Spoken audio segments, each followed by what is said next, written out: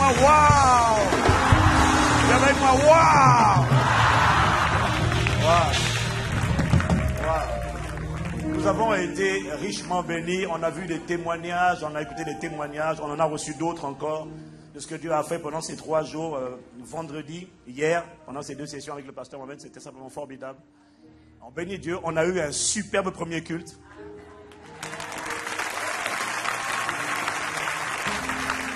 On a eu un superbe et très intense premier culte. Et nous sommes déjà dans l'esprit de la conférence, dont le thème, ça sera « Ouin pour influencer ». Ça, c'est la conférence.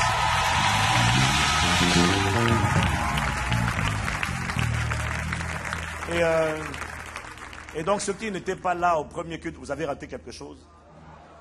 Mais vous pouvez vous rattraper au 3e culte. Parce que c'était très fort. Parce que le 2e culte, nous avons un autre orateur surprise.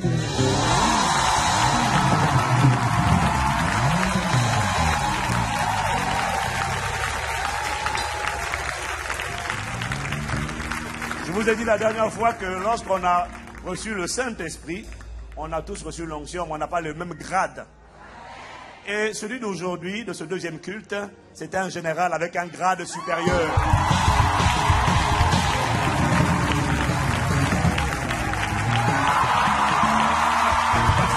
Mais non!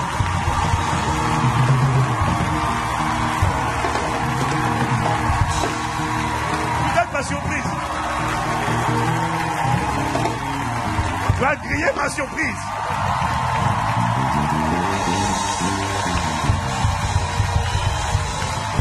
Alors, hier matin, vous savez, le PK c'est le doyen. Quand il m'appelle, il me dit, bon, je viens au 2e culte. Il dit, ah, je peux pas dire, non, mais c'est-à-dire que, non, je dis, bon, écoute, moi je suis au garde à vous. Pouvez-vous m'aider à honorer Dieu pour le pasteur Mamadou Philippe Karambéry?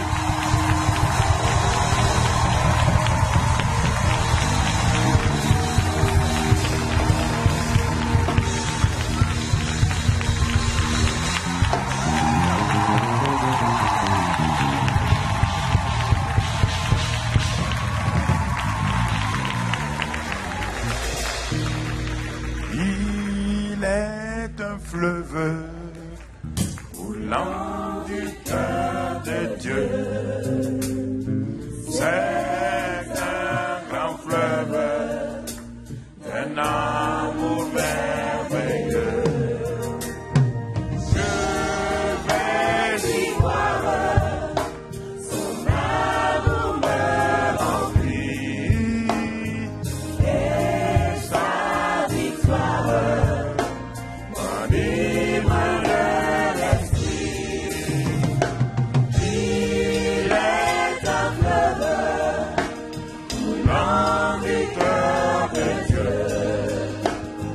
C'est un grand fleuve d'un amour merveilleux.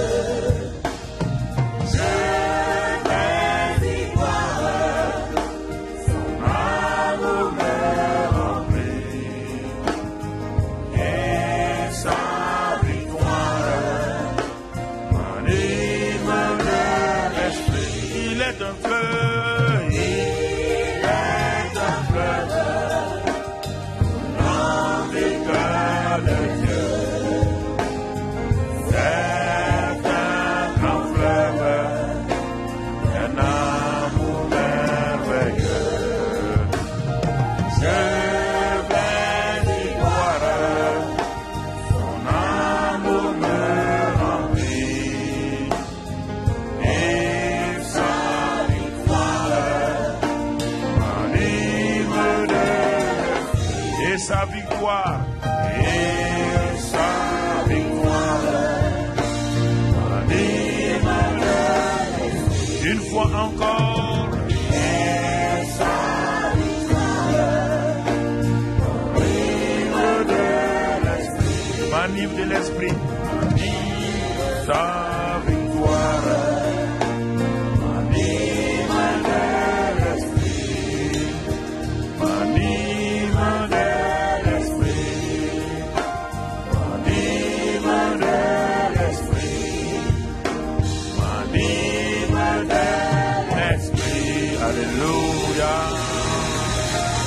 Amen.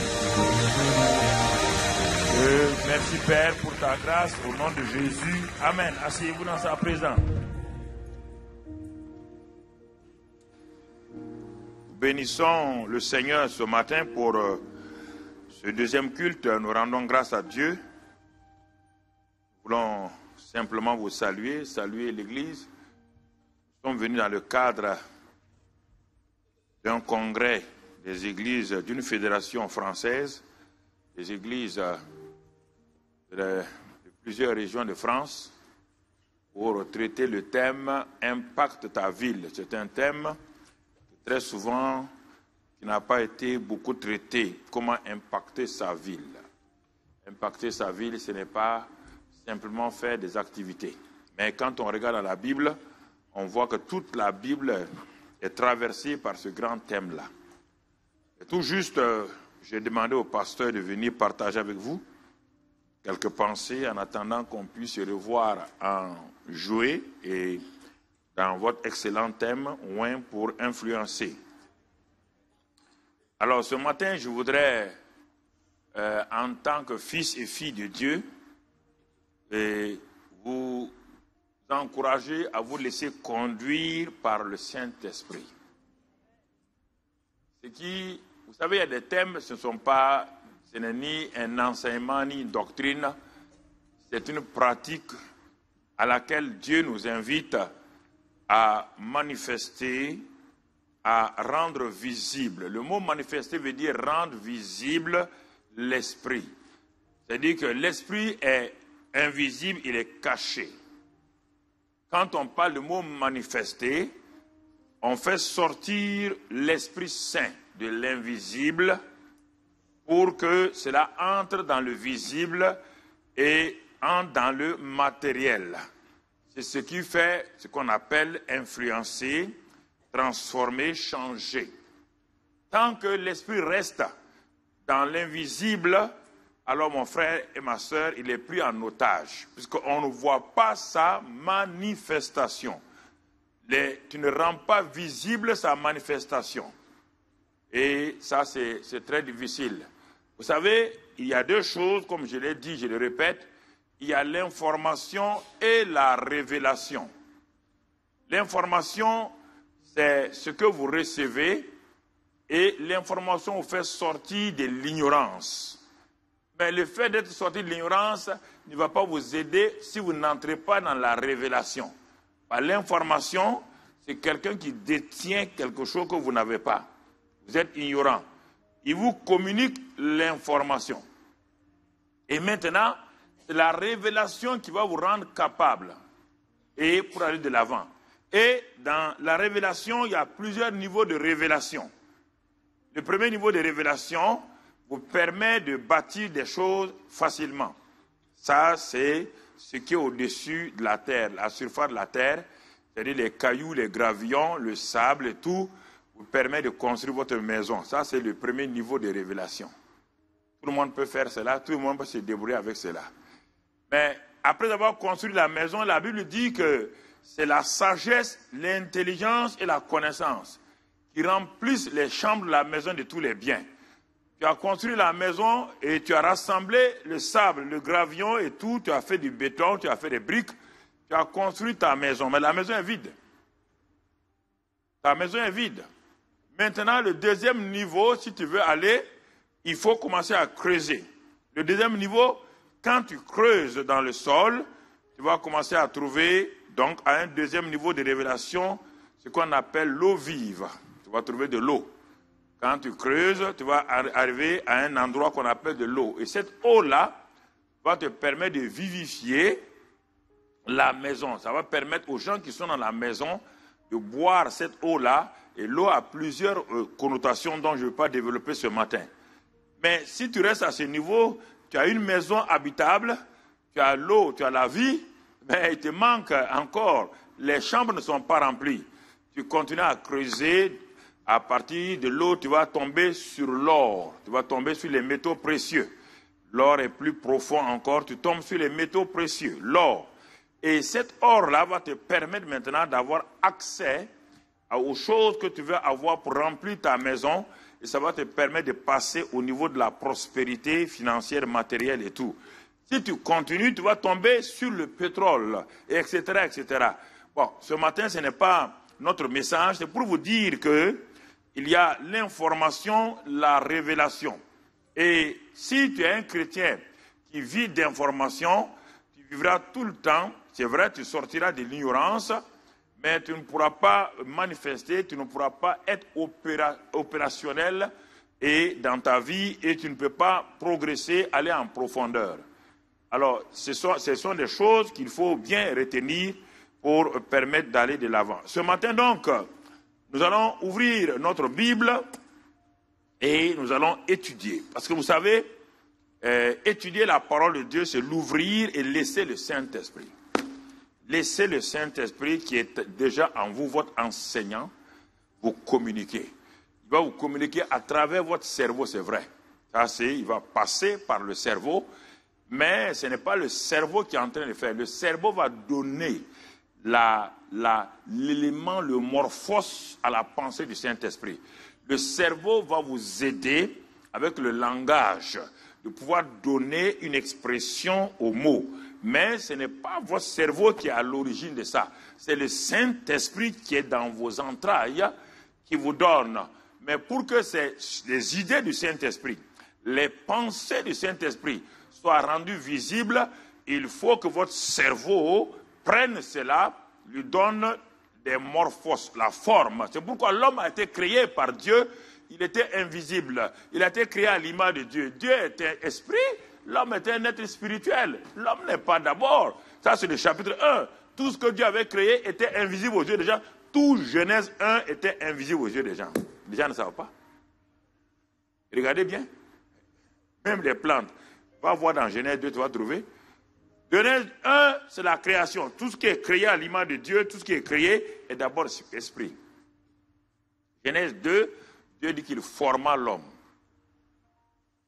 Il passe de la création au morphos, à la formation. Il donne une forme pour que cet homme qui est créé à son image, pour dominer la terre, pour parler aux animaux, il faut que les animaux voient l'homme qui va les dominer. Il faut que les plantes voient.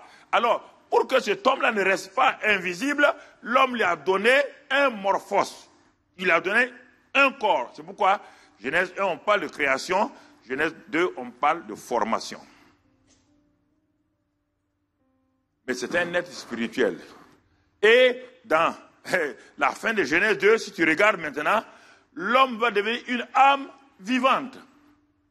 Une âme vivante. Créé un être spirituel, il a son enveloppe qui a été mise en place à partir de la poussière de la terre. Il y a l'esprit et le corps. Il lui manque maintenant l'élément qui va lui permettre d'être en contact avec le monde moral, le monde psychique et tout. Dieu souffla en lui, son souffle. Et l'homme devint une âme vivante. Il n'a pas encore la vie éternelle. Il n'a pas la vie éternelle. Alors, c'est pourquoi le premier Adam, dès qu'il a dit non à Dieu, il est tombé. Dieu rapidement a envoyé des chérubins pour garder l'arbre de la vie. Pour que l'homme qui est tombé dans le péché ne prenne pas l'arbre de la vie, manger et vivre éternellement dans le péché. Il n'a pas encore la vie éternelle. Il aurait dû manger l'arbre de la vie pour avoir la vie éternelle. Mais maintenant, le deuxième Adam qui est venu et qui va créer la nouvelle race des hommes, la nouvelle création, lui n'est pas une âme vivante. Dans 1 Corinthiens 15, il dit, lui, il est un esprit vivifiant. Il dit, si vous avez été à l'image du premier homme qui est terrestre, vous devez être à l'image du second homme qui est céleste. Le premier homme est une âme vivante, le second est un être esprit vivifiant. Ça veut dire un esprit qui donne la vie, qui reproduit la vie. C'est pourquoi tu es capable de reproduire la vie. C'est pourquoi tu es capable de reproduire la vie. Si tu n'es pas conscient de cela, tu seras une simple âme vivante. Une âme vivante qui est dominée par les circonstances et tout. L'autre était un esprit vivifiant. Jésus était un esprit vivifiant. Adam, le premier, était une âme vivante. Ça fait deux expressions totalement différentes. Alors, lorsqu'on comprend ces choses-là, on commence à réaliser qu'est-ce que... Vous savez, chaque message, quand vous grandissez dans les choses de Dieu, il y a des choses que vous ne voulez pas prêcher tout le temps, parce que tout message que vous donnez est parfait et imparfait. Et c'est pourquoi, quand vous arrivez à un certain niveau, vous donnez, celui qui vous écoute veut que vous complétez le message. On ne peut pas compléter tout message. Le message que je vais donner ce matin, il sera un message parfait et imparfait. Parfait, ça veut dire suffisant pour ce jour-là. C'est comme votre repas de midi, il est complet. Il est en même temps imparfait. Si c'est pour aujourd'hui que vous mangez, il est bon. Mais si vous le mangez pour vivre pendant 15 jours, il est imparfait. Il ne peut pas tenir 15 jours. Donc c'est pourquoi tout repas spirituel qu'on vous donne est parfait pour le moment, mais il peut manquer des éléments. C'est fait exprès. Parce que tu ne peux pas avoir dans ton plat, tu ne peux pas avoir des choucroutes et du poulet, tu peux avoir des galettes, tu peux avoir du riz et tout. Donc tu as droit à un plat. Et ce plat est suffisant pour te nourrir aujourd'hui. Mais en ce temps-là, tu aurais pu dire à ta femme, il fallait ajouter ça, ajouter ça. Non, mais elle dit, mais demain tu vas manger ça. Tu ne peux pas compléter. Donc, quand vous venez écouter un homme de Dieu, il faut vous satisfaire de ce qu'il vous donne maintenant. Ne soyez pas en avant. Mais l'autre a dit ça, il aurait pu dire ça. Non. Si tu manges ton plat au restaurant, ne dis pas, on aurait pu ajouter, manger des quiches. Vous êtes en train de manger un bon repas, laisse les quiches. Demain, tu mangeras des quiches. Vous comprenez? Voilà. Sois satisfait. Il ne faut pas lui dire à ta femme, tu aurais dû mettre des... Non. Est-ce que ton ventre peut prendre tout ça? Donc c'est pourquoi tout message, quand on le donne, ne dévancez pas l'orateur. Ne soyez pas en retard. Suivez-le seulement. Pas à pas, il vous amène. Quand il a fini le message là. Prenez le message, il est parfait pour aujourd'hui. Mais ce message est incomplet pour demain. Il est parfait pour aujourd'hui, mais incomplet pour demain. Mais si toi, tu n'es pas satisfait du message d'aujourd'hui, tu dis, il aurait dû dire ça là, tu ne seras jamais satisfait. Mange ce qu'on te donne aujourd'hui. Alors, j'ai un repas pour toi aujourd'hui. J'ai un repas pour toi aujourd'hui. Alors, et ce repas-là, c'est les fils et les filles de Dieu. Laisse-toi conduire par le Saint-Esprit. Alors, nous allons voir que le succès, c'est notre titre, c'est ça? Le succès de notre vie et de notre ministère sur la terre. Chacun de nous a un ministère. Il y a plusieurs catégories, comme le pasteur l'a introduit. Il y a plusieurs catégories, plusieurs niveaux. Mais chacun de nous a un ministère. Chacun est témoin. Et maintenant, parmi les témoins qu'on va choisir, des diacres, etc., jusqu'à arriver aux pasteurs, aux apôtres, aux prophètes, etc. Mais chacun de nous a un ministère. Je dis le succès de ma vie personnelle et de mon ministère, mon frère, ma soeur, ne repose pas sur ce que je fais pour Dieu. Écoutez très bien, il y a des expressions qu'il faut bien retenir. Le succès, mon succès, ne repose pas sur ce que je fais pour Dieu. Non. Mon succès dans ma vie et dans mon ministère repose sur ce que Dieu a préparé comme bonne œuvre que je dois faire. Toi et moi, nous ne pouvons pas connaître les besoins et la volonté de Dieu. Ne confondez pas les activités de l'Église et l'œuvre de Dieu. L'Église, en tant que corps organisé comme ça, a des activités. Ça, c'est pour aider l'Église à vivre correctement et tout. Mais il y a maintenant la volonté parfaite de Dieu. Que chaque membre de l'Église doit savoir, doit connaître pour sa propre vie et pour le ministère pour lequel il est établi dans ce monde-là. Et si tu ne comprends pas ça, c'est des problèmes qui vont venir. Donc, chacun d'entre nous, regardons bien le modèle des modèles, retournons toujours à la Bible, frère. Quels que soient les grands orateurs, quels que soient les grands hommes de Dieu que tu connais sur cette terre-là, reviens toujours à la parole de Dieu. Ne cherche pas à copier les gens aveuglément, même s'ils ont du succès apparent dans leur ministère. Faites attention à cela. Il y a beaucoup de gens qui ont un succès apparent dans le ministère. Ça, c'est l'expérience que ça m'a permis de voyager dans le monde et j'ai commencé à comprendre. C'est pourquoi j'ai fait un recul par rapport aux grands hommes de Dieu. Il y a des choses, je ne peux pas ouvrir ma bouche, parler. Je n'ai pas le droit parce que Dieu m'interdit formellement de parler d'un homme de Dieu. Mais je me suis rendu compte que ce qui semble être un succès apparent là, mais en réalité, quand on va en bas, c'est terrible. Donc, je me suis dit, Seigneur, qu'est-ce que je dois faire? Il dit, reviens à la parole, vis dans la parole. Ne cherche pas à être quelqu'un d'autre que ce que tu es.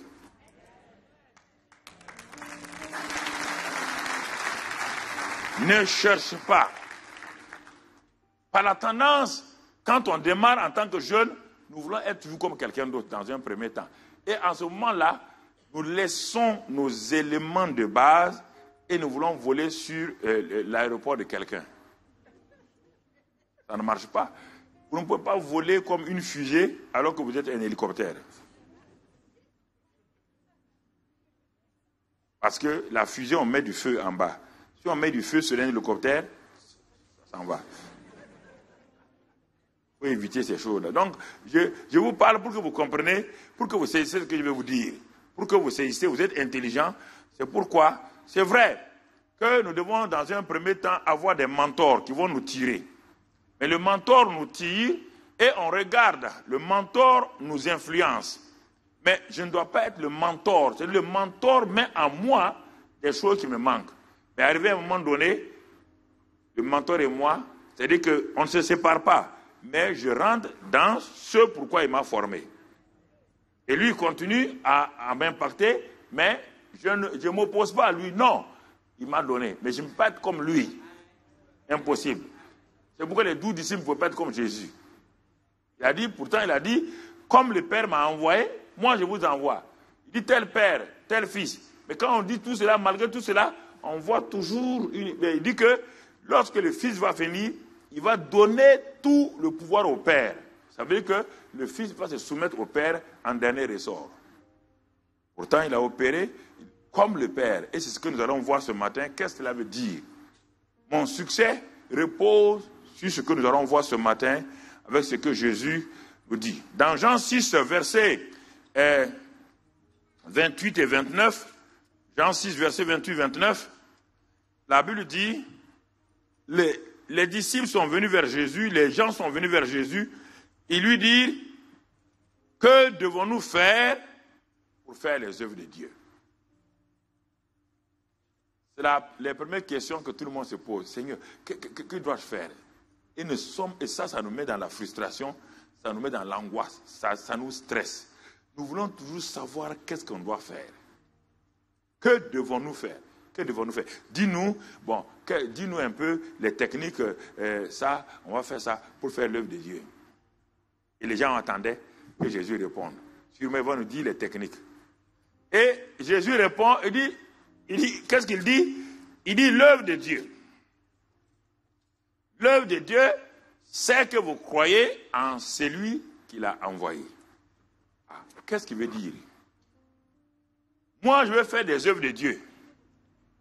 Ça veut dire que je suis prêt à ce que Dieu me dise, bon, il faut faire ça, il faut aller demain ici, nous aimons ça. Jésus arrête. Ce n'est pas ça lui son problème. L'œuvre de Dieu, c'est d'abord lui. Croire, une communion avec l'individu qui a été envoyé, celui qui a été envoyé. C'est lui l'œuvre de Dieu. Communier avec lui. Et ma relation avec lui maintenant va me permettre au jour le jour, ma dépendance de lui va me permettre. Pourquoi? Parce que Dieu a préparé des bonnes œuvres. Les bonnes œuvres que Dieu a préparées, je ne peux pas avoir accès à ça sans ce Jésus-là. Donc Dieu me dit que les œuvres que tu veux faire là, c'est bien. Mais s'il te dit de faire les bonnes œuvres, tu vas faire un ensemble d'activités. Mais ces activités-là ne seront pas les choses que moi j'ai préparées, car ce que j'ai préparé, les bonnes œuvres, tu ne peux pas les faire par ta propre force. Il faut que tu passes par Jésus. C'est pourquoi Jésus dit, il dit, l'œuvre de Dieu, c'est que vous croyez en celui qui l'a envoyé, moi. Vous ne pouvez pas passer.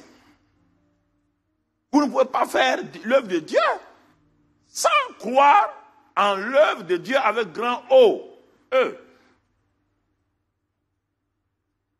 Je vous ai dit, ne confondez pas les activités d'une église locale avec l'œuvre de Dieu.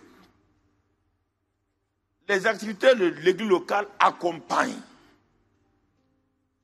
Accompagnent parce que à travers ces choses naturelles que nous faisons, ça accompagne, ça nous facilite de faire l'œuvre de Dieu. Mais ce n'est pas ça, ce n'est pas ça l'œuvre de Dieu. Il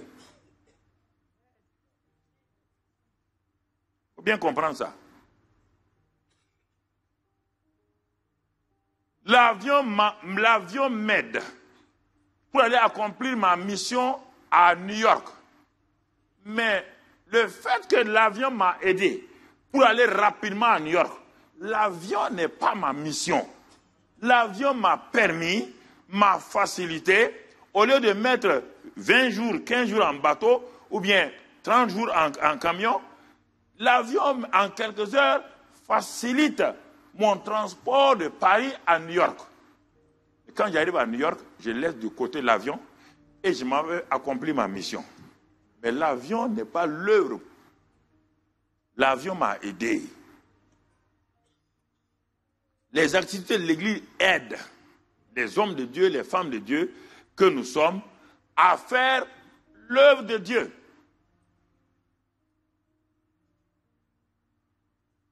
Ça nous facilite. Ça nous met à l'aise pour faire l'œuvre de Dieu.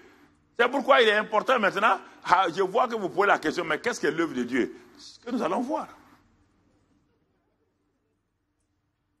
Ça ne se contredit pas, mon frère. Non. Beaucoup de choses m'aident à faire ma mission. Mais ce qui m'aide à faire ma mission n'est pas ma mission. N'est pas ma mission. Alors, Jésus dit, regardons dans ce passage-là, regardons maintenant Jean 6. Jean 6, au verset 39. Jean 6, verset 39. Là-bas, il est écrit, Jean 6, 39. 38 du moins, car je suis descendu du ciel. Écoutez bien ce que Jésus dit. Je suis descendu du ciel. Écoutez très bien. Voici le bonhomme qui descend du ciel. Pesez bien les mots de la Bible. Il va quitter le ciel qui a des milliards d'années-lumière de la terre. Il n'était pas un homme au ciel. Au ciel, il n'y a pas d'homme. Avant que Dieu n'ait créé les hommes sur la terre, au ciel, quand tu regardes, il n'y a pas d'homme. Il n'y a pas un Jésus homme au ciel. Vous devez comprendre ça. Jésus n'était pas homme au ciel, il est devenu non. Il est devenu homme. Il est Dieu au ciel. Il n'y a pas d'homme au ciel. Personne ne connaît qu'est-ce qu'un homme. Dieu n'a jamais créé un homme. Dieu, il a créé les anges, les archanges, il n'y a pas d'homme. Au ciel, quand on cherche Jésus, on ne le trouve pas. Même les anges ne le connaissent pas. Lucifer ne le connaît pas. Il y a Jésus dans le sein du Père.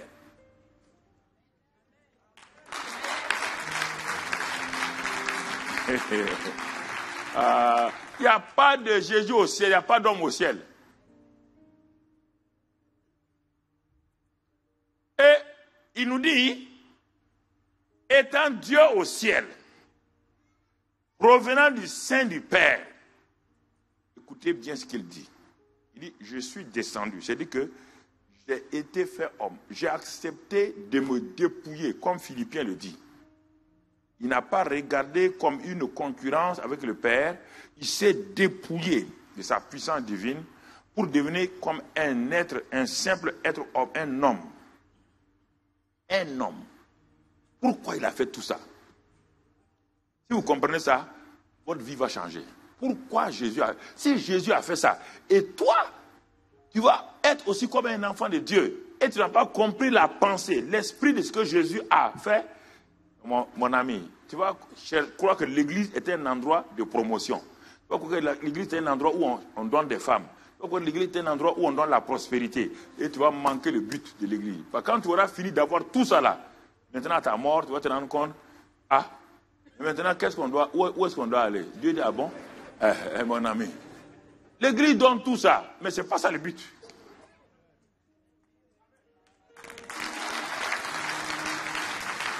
Tu entends? Le ciel est prêt. Et Dieu dit, il est dit, même quand tu dis Apocalypse, le Père était assis sur le trône, il est dit, il y a un livre qui était fermé. Mais pour que tu comprennes, Jean a pleuré, tout le monde a pleuré. Il y a un qui a dit à Jean, ne t'inquiète pas, il y a le lion de la tribu de Judas là, l'agneau là, qui va ouvrir. Jean a regardé, il a regardé à droite du trône, il n'y a rien. À gauche du trône, quand on dit Jésus à la droite du Père, on ne parle pas de lieu géographique, on parle de position d'autorité. Il n'y a pas un Jésus, il n'y a pas un fauteuil, il n'y a pas un fauteuil de Jésus à la droite. Alors si Jésus a un fauteuil à la droite, donc le Saint-Esprit à la gauche, mais quoi? Tu as déjà vu le Saint-Esprit? Tu l'as déjà vu dans une forme? Il dit tout cela procède du Père. Tout cela procède du Père. Il faut bien comprendre ces choses-là. Ce sont ces révélations-là qui te donnent la liberté. Tu ne dépends plus de... Quand tu entends les gens prêcher, tu t'assois, tu regardes, tu sais que ce jeune homme-là, il est au niveau encore élémentaire. C'est un prédicateur élémentaire. Mais ce qu'il dit est parfait à son niveau élémentaire. Le premier de la classe du CP1 et le premier de la classe du CM2, ils sont tous les deux premiers. Et ils ne sont pas premiers au même niveau.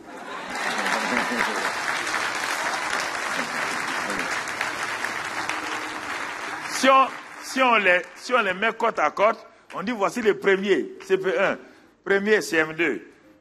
Ah, donc ils sont tous les deux premiers. Oui, mais si tu donnes la surface du carré au premier du CP1, il va te dire, mais de quoi tu parles? Lui, il est premier de IOA. Il faut bien comprendre ça. Mais ça, le IOA aussi, celui qui est au CM2 là, ne serait pas arrivé là-bas. Donc, il est parfait, il est un premier parfait au CP1. C'est pourquoi on lui donne le prix d'excellence du CP1. Il est parfait, mais il est incomplet. Donc, c'est ça. Donc, quand on prêche, c'est ça le niveau. C'est ça le niveau. Arrivé à un niveau, vous n'avez pas besoin de notes. Vous n'avez pas besoin d'écrire des notes. Vous ouvrez la Bible et la révélation sort. Pas besoin de savoir premièrement, deuxièmement, troisièmement, non.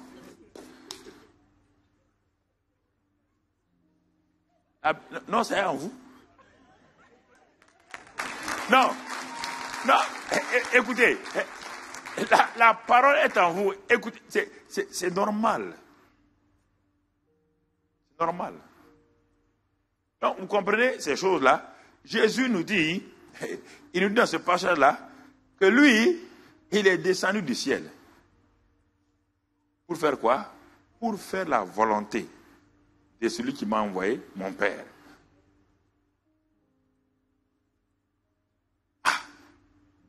Tu es descendu du ciel pour faire quoi? Il dit non, je suis descendu seulement, non pas pour faire ma volonté, mais la volonté de celui qui m'a envoyé. Donc derrière moi, il y a quelqu'un qui m'a envoyé. Je ne suis pas venu de moi-même. Je suis un envoyé. Et un envoyé accomplit la volonté de l'envoyeur. C'est ça déjà l'église. Si le chef de l'église, la tête de l'église dit que lui, il est venu en tant que tête de l'église pour uniquement faire la volonté de celui qui est en réalité le créateur de l'église, et toi qui es un membre de l'église, comment tu vas faire? C'est pourquoi il dit, comme le Père m'a envoyé, moi aussi je vous envoie. Le Père a envoyé Jésus pour faire sa volonté. Jésus t'a sauvé pour faire quoi? Sa volonté, donc celle de qui? Du Père. Alors, si tu dois faire sa volonté, il faut d'abord que tu saches quelle est sa volonté. Oui ou non? Voici le problème des chrétiens. Parce que tu dois faire la volonté de quelqu'un. Tu ne peux pas te dire, bon, maintenant je suis venu, je vais aller. Non, il dit non, tu ne peux pas aller. Quelle est ma volonté?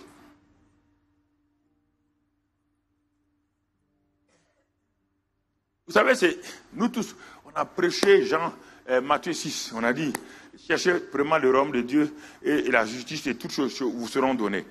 Dieu m'a arrêté un jour, il dit, bon, vous savez, il faut que tu comprennes. Il faut que tu me comprennes clairement qu'on parle le même langage. Est-ce que moi je vous ai dit d'aller jeûner et prier pour chercher ces choses-là? Je t'ai dit que si tu cherches mon royaume, et qu'est-ce que mon royaume? C'est ma justice, ma joie, ma paix, par le Saint-Esprit. C'est ma puissance, par le Saint-Esprit. Toutes ces choses-là, si tu cherches ça, et si tu vis dans la justification, moi je te dis simplement, toutes ces choses, lesquelles, il me dit, lis Matthieu là, dans Matthieu qu'il cherchait, il cherchait la nourriture, le vêtement, il cherchait tout ce dont tu as besoin là. Il dit, toutes ces choses-là t'accompagnent. Quand j'ai compris ça, mais je ne croyais pas. Il me dit, mais relis encore d'autres passages. J'ai relu. Il dit, mais vous cherchez les choses et vous voulez maintenant que le royaume... Il dit, non, cherche d'abord et fais la promotion de mon royaume. Écoutez, mon frère, le royaume ne donne pas des voitures. Et si le royaume donne des voitures, et l'athée qui est là des voitures, quelque chose ne va pas.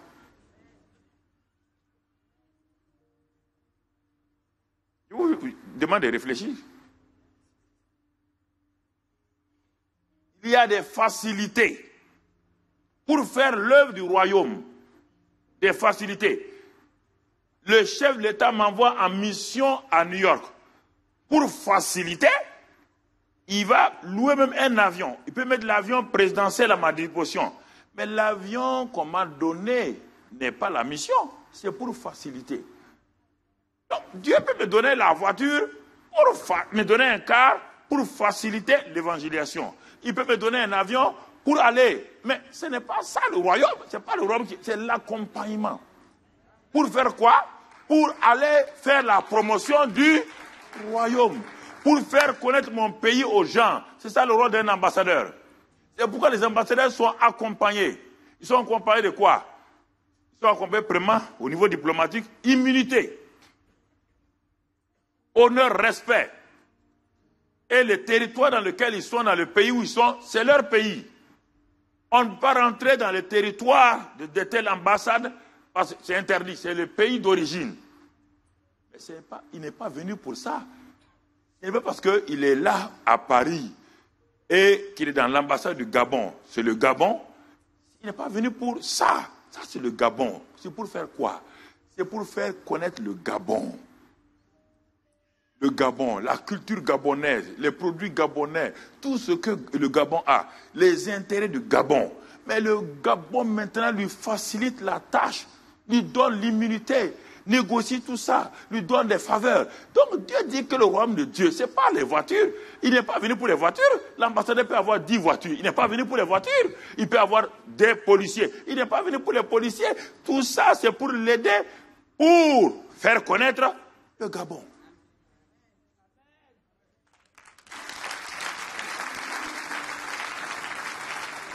Mais vous imaginez un ambassadeur qui vient, il ne fait pas connaître le Gabon. Le ministre des Affaires étrangères l'appelle, dit, ah, mais depuis que tu es parti 2 ans, qu'est-ce que tu as fait? Ah, moi, je suis à la recherche d'abord d'une voiture, je suis à la recherche, je vais acheter une maison, et je suis à la... Il dit, ah bon? Mais tu cherches quoi? Il dit, non, tu n'as rien fait. Il dit, non. Tu as présenté tes lettres de créance? Il dit, non, pas encore, parce que vraiment, c'est... Il dit, ah bon? Avant 2 mois, on le rappelle. Avant même qu'il présente ses lettres de créance, on le rappelle. Frère, il ne faut pas modifier le christianisme. Hein. On n'est pas venu pour faire la promotion de l'Église. L'Église est l'agence du royaume. Une agence, c'est l'agence du royaume. Ne mettez pas l'accent sur l'Église. C'est toi l'Église, tu dois faire la promotion du royaume. Celui qui doit faire les produits, la promotion des produits d'une entreprise, son rôle, on lui facilite. Le marketeur, tout ça, on lui facilite les tâches. Pourquoi? Uniquement pour que les produits de l'entreprise soient connus. Et on ne met pas l'accent sur lui-même. Il ne va pas passer son temps à dire, mais manque ça tout le temps. Je vais prier ou bien je vais demander ça. On va dire, mais messieurs, où sont vos résultats? On travaille par objectif. Produit numéro 2, 3, objectif c'est 100. 50 ans, à la fin de l'année, évaluation. Vous êtes à 30. Ah, parce qu'il me fallait une voiture. On me dit, mais messieurs, vous n'avez pas atteint. Et regardez, les autres là ont atteint leur objectif. Le royaume, c'est la même chose. On travaille par objectif. L'objectif, c'est de faire avancer le royaume. Quand tu as fait avancer le royaume de Dieu, quand? Qui l'a connu? Qui l'a rendu visible aux yeux de qui? Dieu t'a donné des faveurs, Dieu t'a béni. Dieu t'a donné une promotion. Tu es devenu chef de département. Mais c'était pourquoi? Quand tu sais que la promotion, c'est ça, c'est maintenant pour t'habiller? Non. Dieu te donne la promotion parce que à ce niveau-là, tu es censé faire connaître le royaume. Et qu'est-ce que tu as fait pour faire connaître le royaume depuis que tu es devenu chef de département?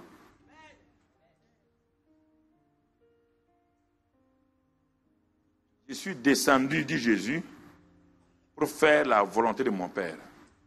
Réfléchissez à ça. Ça veut dire quoi? Je suis devenu un être humain, fils de Dieu. Ça veut dire toi et moi, nous sommes devenus fils de Dieu. Aussi, uniquement pour faire la volonté du Père, à travers la connaissance de Jésus-Christ. Est-ce dans ça que je suis en train d'avancer? Est-ce dans ça? C'est pourquoi Dieu me dit, si tu fais ce que je dis là, tu n'as pas besoin de demander quoi que ce soit. Il dit, mais écoute-moi, si les hommes de ce monde-là envoient leurs ambassadeurs, aucun ambassadeur n'a jamais écrit au président, il veut une maison. On fait tout. Les affaires étrangères font tout. On lui donne tout. Pourquoi vous, je vous envoie comme ambassadeur de 2 Corinthiens 5, 19, 20, 21. Je vous envoie comme ambassadeur pour réconcilier le monde avec le ciel. Votre rôle d'ambassadeur, c'est de réconcilier. Je vous ai donné le ministère de la réconciliation. Ambassadeur extraordinaire. Vous ne réconciliez pas le monde avec moi. Vous êtes préoccupé de votre avancement. Il dit, c'est pourquoi tu as beau jeûner et prier, je ne te donne pas ce que tu veux. Il dit, le jeûne, la prière ne me donne rien. Fais la promotion de mon royaume et moi, je te fais accompagner toutes ces choses-là.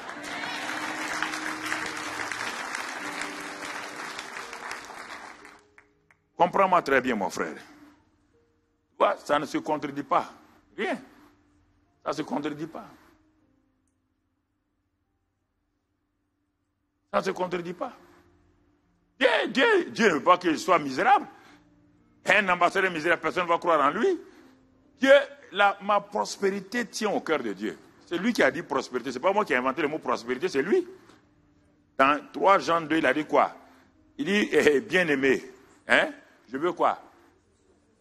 Il dit, je veux, je souhaite. Mais là-bas, I will. C'est pas un wish, c'est pas un wish, c'est will. C'est pas un souhait.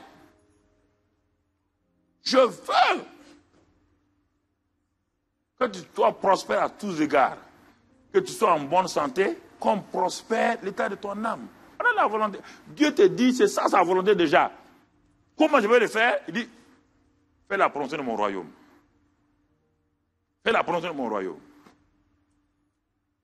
Fais entrer, réconcilie les gens avec moi.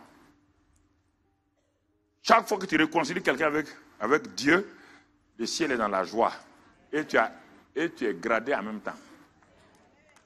Tu entends? Tu es gradé. Écoutez, c'est ça.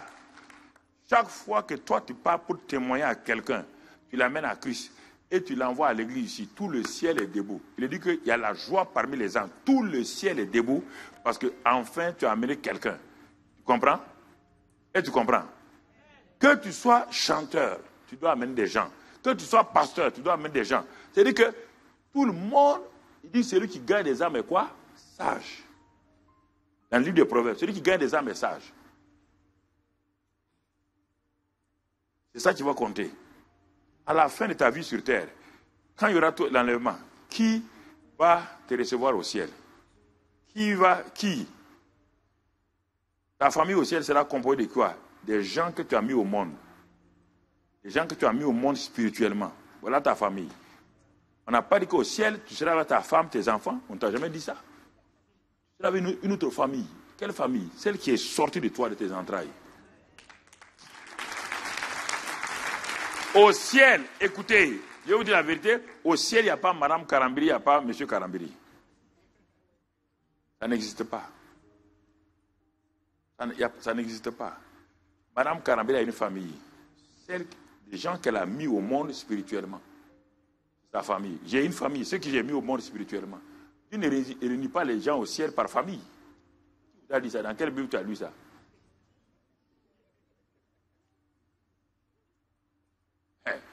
Quelle est ta famille que tu es en train de préparer au ciel? Quelle est la famille que tu es en train de préparer au ciel? Puisqu'au ciel, dès le moment où il n'y aura pas de relation sexuelle, il n'y aura pas femme et homme. Alors, tu vas avoir une femme pour faire quoi? Tu vas avoir un homme pour faire quoi? Pour faire quoi? C'est pour faire quoi? Tu ne peux pas te reproduire là-bas. Il n'y a pas de sexualité là-bas. N'écoute pas les menteurs là que si on tue quelqu'un, des vierges attendent aux gens au ciel. Aucune vierge n'attend personne au ciel. Hein? Aucune vierge n'attend quelqu'un au ciel. Il faut que tu mettes au monde, hein? Tu es un père. Que tu sois femme, c'est pourquoi dans la Bible on ne parle pas de mère, on ne parle pas de reine, on parle de roi. Si tu es une femme, tu es roi. Il n'y a pas de genre.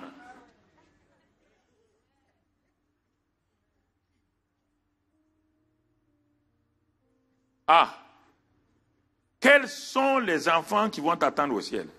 Quels sont les gens qui vont te présenter à Jésus? Ah, voici mon Père spirituel. C'est grâce à lui là que je suis ici, Jésus. Ah, c'est très bien. Qui? Attention, tu seras coordonné au ciel. Hein?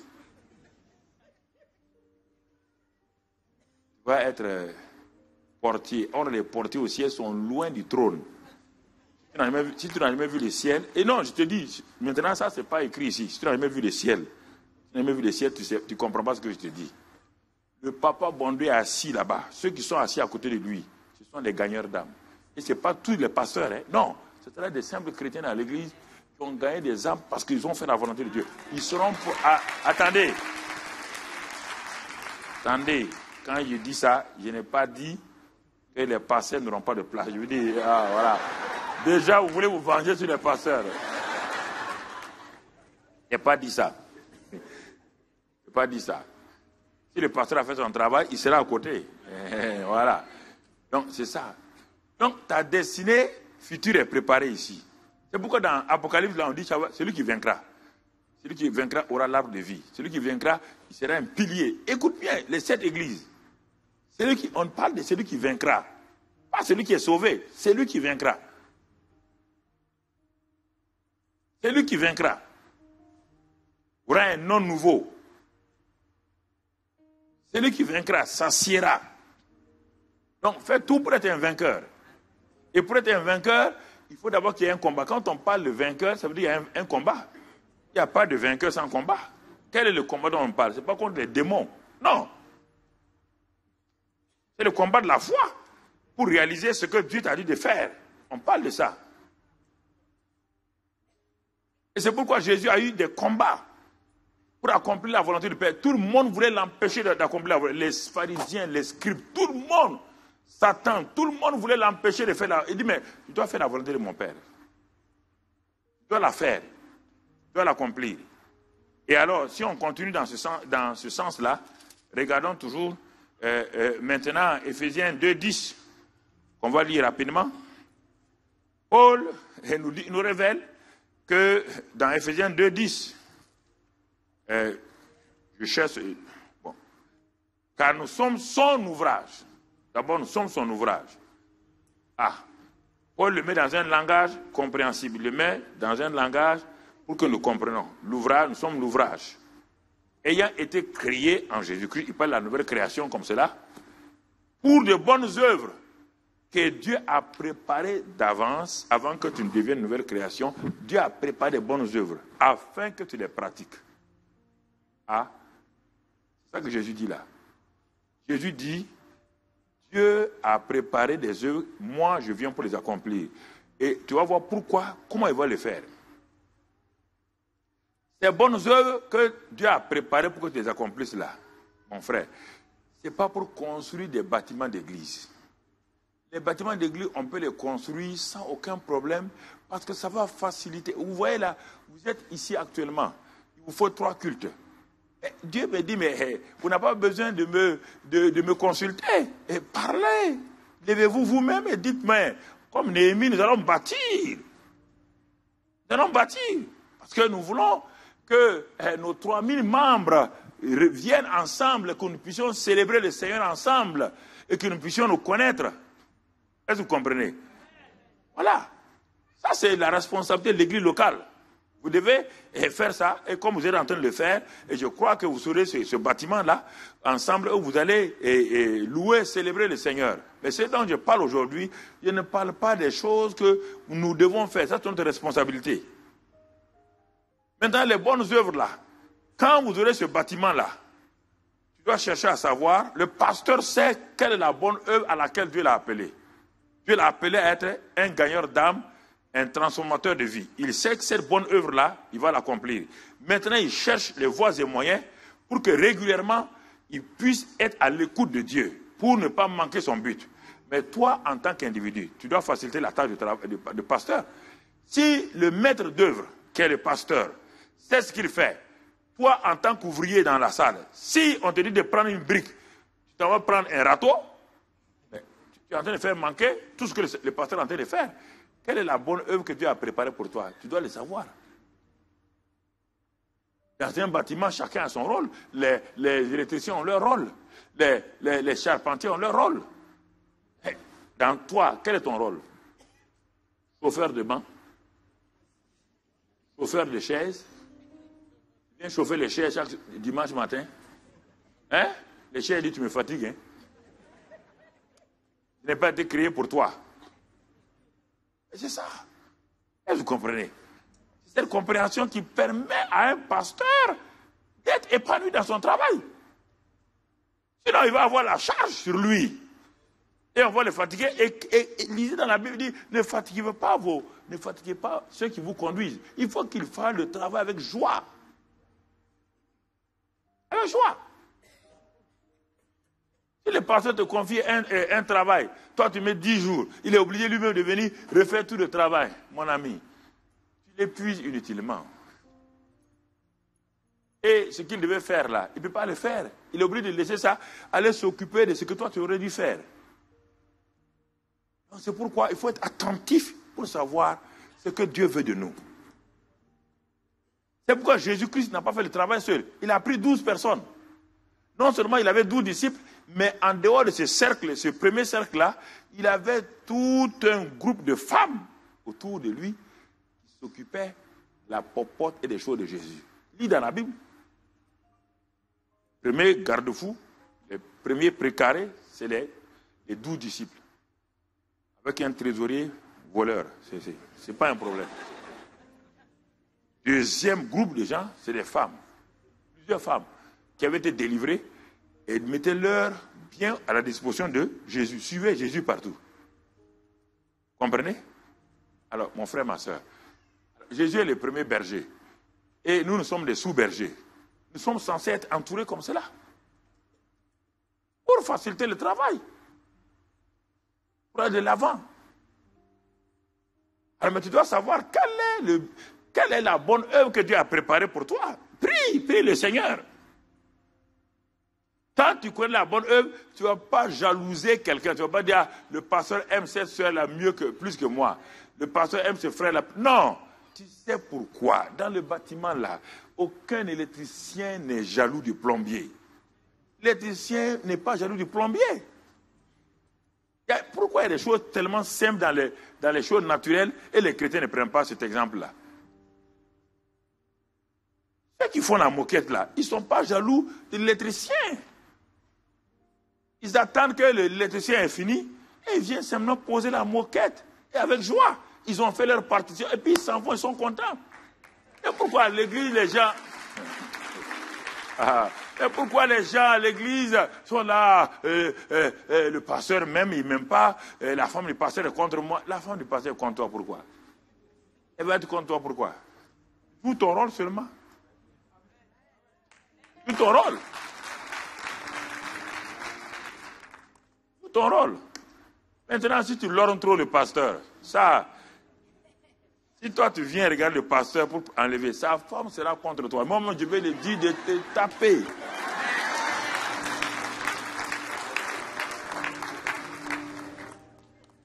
Ton rôle n'est pas venir enlever le pasteur. Ce n'est pas ton rôle, ça. Tu es venu pour Dieu, Jésus. Sois avec Jésus, tranquille. Il va te donner un bon mari. Les gens ne savent pas, hein. Si tu aimes la femme, si tu n'es pas marié, tu aimes la femme du pasteur, si elle prie pour toi, tu auras un mari excellent comme le pasteur. Il ne faut pas vouloir le mari du pasteur, le mari de la femme du pasteur. Il faut aimer la femme du pasteur. Alors que dans les églises, beaucoup de femmes sont jalouses de la femme du pasteur. C'est une parenthèse que j'ouvre, hein. Partout j'ouvre ça comme ça. Elles sont jalouses. Non. Aime la femme du pasteur. Quand elle va prier pour toi là, t'assure, hein, c'est pas le pasteur qui va prier pour toi pour que tu es... Non, le pasteur est un homme. Il ne va pas prier. C'est la femme qui prie pour toi là. Il dit, ma fille, tu veux un mari, un bon mari. Comme mon mari là, il n'y a pas de problème. Au nom de Christ Jésus, Seigneur, donne à ma fille là un bon mari. Et tu verras dans 2 ou 3 mois, il y a un élégant qui va venir vers toi.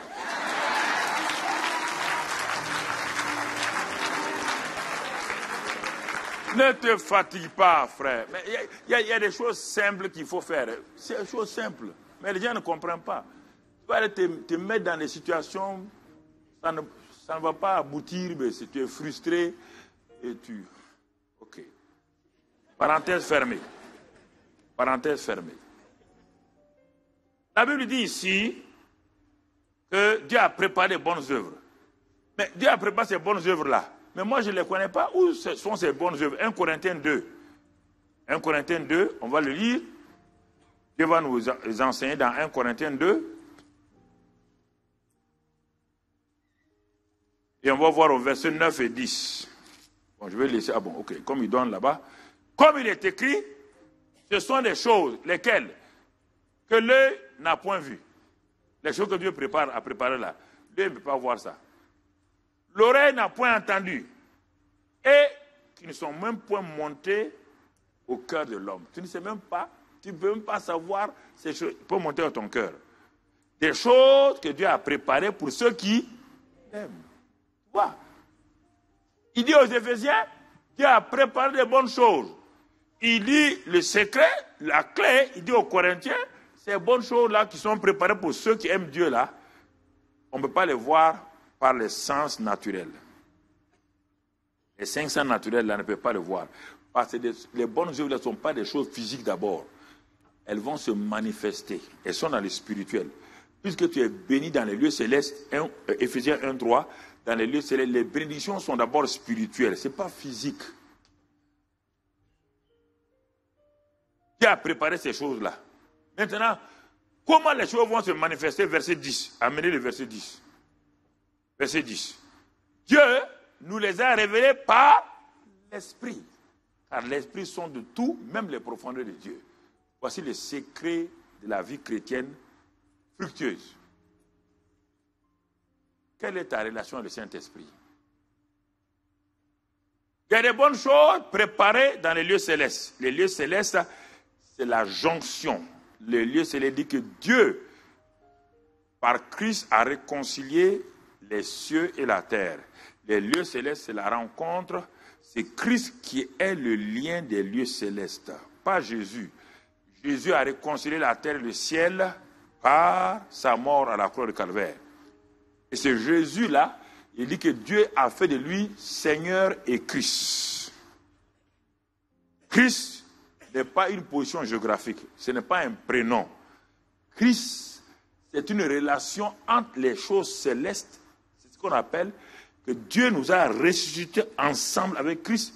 nous a fait asseoir ensemble dans les lieux célestes. Les lieux célestes, c'est la jonction de la volonté du Père et des hommes donc qui ont été ressuscités en nouveauté de vie.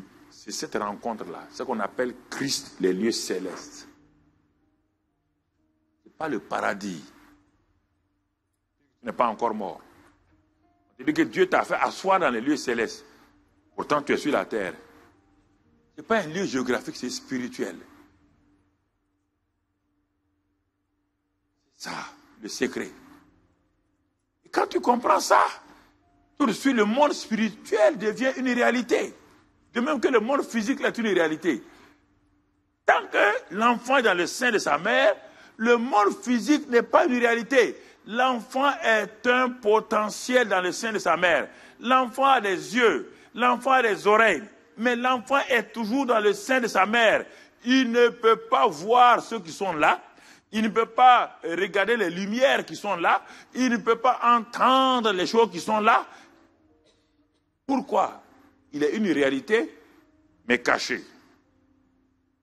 La même chose, quand spirituellement, on n'est pas en connexion avec le Saint-Esprit, on a reçu le Saint-Esprit, il est en nous. Tant que le Saint-Esprit est en nous, il ne nous est pas utile, frère.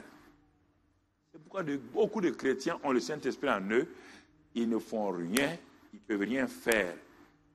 La présence du Saint-Esprit et la manifestation du Saint-Esprit, c'est deux choses différentes. Car tu ne peux être chrétien sans la présence du Saint-Esprit. C'est parce que le Saint-Esprit est venu en toi que tu es devenu le temple de Dieu. Les Corinthiens avaient le Saint-Esprit en eux, ils ne savaient pas. Il faut la manifestation. La manifestation du Saint-Esprit, c'est ça qui permet à quelqu'un de savoir que cet homme ou cette femme-là est rempli du Saint-Esprit et c'est pourquoi il le manifeste. C'est ce secret qui est là devant vous. S'il n'y a pas ça, tu es fatigué, tu vas jeûner, tu vas prier, tu vas pleurer, tu vas accuser Dieu, accuser tes pasteurs, accuser tes voisins, accuser ton mari. Tu ne comprends pas, parce que la chair ne peut pas accomplir ces choses-là. La chair ne peut pas. Regarde Pierre, il a juré que lui ne va jamais trahir Jésus. Et c'est le premier qui a dit qu'il ne le connaît même pas. Il n'avait rien de spirituel en lui. C'était l'homme charnel. Il n'y avait rien. Mais regarde-le rempli du Saint-Esprit. Regarde-le descendre de la chambre haute. Rempli du Saint-Esprit. Devant une femme, il a fui. Maintenant, il a des multitudes, 17 nationalités. Là-bas, la Pentecôte, 17 nationalités. Il descend, il parle. Qu'est-ce qui a fait passer ce Simon le peureux en Pierre, l'homme? Qu'est-ce qui a fait? C'est le Saint-Esprit. La manifestation du Saint-Esprit. Voilà la différence entre Pierre, Simon et Pierre. La différence. Il dit le Saint-Esprit sont de tout, même les profondeurs de Dieu. Alors, puisqu'ils sont de tout et les profondeurs de Dieu, alors quand le Saint-Esprit sont de tout, même les profondeurs de Dieu, regarde maintenant Romains 8, verset 26-27. Romains 8, verset 26-27. Regarde bien ce qu'il va faire. Le Saint-Esprit, il sonde tout, et regarde verset 26 et 27. Il est dit, alors de même aussi l'Esprit nous aide dans notre faiblesse. Dieu a préparé de bonnes choses pour moi. Je suis un enfant de Dieu, je dois les accomplir. Il a préparé de bonnes choses pour moi, mais je ne les connais pas. Mes oreilles ne peuvent pas voir, et mes oreilles ne peuvent pas entendre, mes yeux ne peuvent pas voir rien. Il me dit, connecte-toi au Saint-Esprit. Saint-Esprit qui est en toi là, il n'est pas venu passer les vacances. Connecte-toi à lui. Connecte-toi à lui. Si tu te connectes, lui, il connaît les profondeurs de Dieu. Par les choses cachées sont à qui? Deutéronome 29, 29, il dit quoi? Les choses cachées sont à... Ah. Tu dois connaître ce verset-là. Les choses cachées sont à... Et les choses révélées sont à qui? À nous. On te dit que le Saint, il y a Dieu a préparé des bonnes choses. Ces bonnes choses sont cachées en qui? En Dieu. Qui part les sonder? Saint-Esprit. Le Saint-Esprit est capable de sonder les profondeurs de Dieu. En même temps, il est en toi, oui ou non? C'est lui le lien entre Dieu et toi, oui ou non? Regarde ici, c'est pourquoi tu ne sais même pas ce qu'il te convient de demander. Tu ne sais pas quelles sont les bonnes choses qu'il a préparées, tu ne les connais pas. Mais il est dit ici, comme tu es dans la faiblesse, parce que tu es conduit par tes yeux, tes oreilles, regarde ce qu'il dit, car nous ne savons pas ce qu'il nous convient, on n'a pas dit qu'on ne sait pas prier, hein, ce qu'il nous convient de demander, la chose exacte. La chose préparée, nous ne la connaissons pas. On n'a pas dit qu'on ne sait pas prier. Quand des gens non, ce qu'il nous convient de demander dans nos prières. Ça veut dire quoi? Ça veut dire que la plupart des 1000 prières que tu as faites, il n'y a même pas, même une, deux qui sont dans la volonté de Dieu. Parce que tu demandes des choses alors que tu devais demander au Saint-Esprit de t'aider à amener ce qu'il te convient. Nous ne savons pas ce qu'il nous convient de demander dans nos prières. Mais, regarde bien, l'Esprit lui-même intercède par des soupirs inexprimables, car et celui qui sonde les cœurs connaît quelle est la pensée de l'Esprit. L'Esprit sonde les profondeurs de Dieu, et Dieu connaît la pensée de l'Esprit. Le Saint-Esprit qui est en toi, que tu es en train de prier en langue là, et le Saint-Esprit sonde les profondeurs du Père, et le Père connaît quelle est la pensée de l'Esprit. Et qu'est-ce qu'il fait? Comme le Saint-Esprit est en jonction entre toi et lui et le Père, qu'est-ce qu'il va faire? Regarde bien mon frère. Quelle est la pensée de l'Esprit? Parce que c'est selon Dieu que le Saint-Esprit intercède en faveur de qui? Les saints. En faveur de toi et moi. Le Saint-Esprit n'intercède pas en faveur de quoi? C'est en ta faveur qu'il intercède. Parce qu'il y a des bonnes choses que Dieu a préparées. Toi, tu ne les connais pas. Lui, ils sont les profondeurs de Dieu. Et toi, tu as dit au Saint-Esprit, je ne sais pas, il dit, ok, ça c'est bon. Tu es un enfant béni. Parce que tu ne cherches pas ta propre volonté. Comme Jésus n'a pas cherché ta propre volonté. Alors, je vais aller sonder les profondeurs de Dieu. Continue à parler en langue. Continue à prier. Prie en langue. Continue à prier. Continue à prier. Continue à prier. Et à un moment donné, voici des pensées qui viennent à toi. Tu peux les rejeter, croyant que ce n'est pas non. C'est le Saint-Esprit. Tu ne les connais pas. Tu ne sais pas ce que ça te convient. Il a sondé, il prend, il vient te donner. Il connaît la pensée. Alors, en ce moment-là, les choses se passent.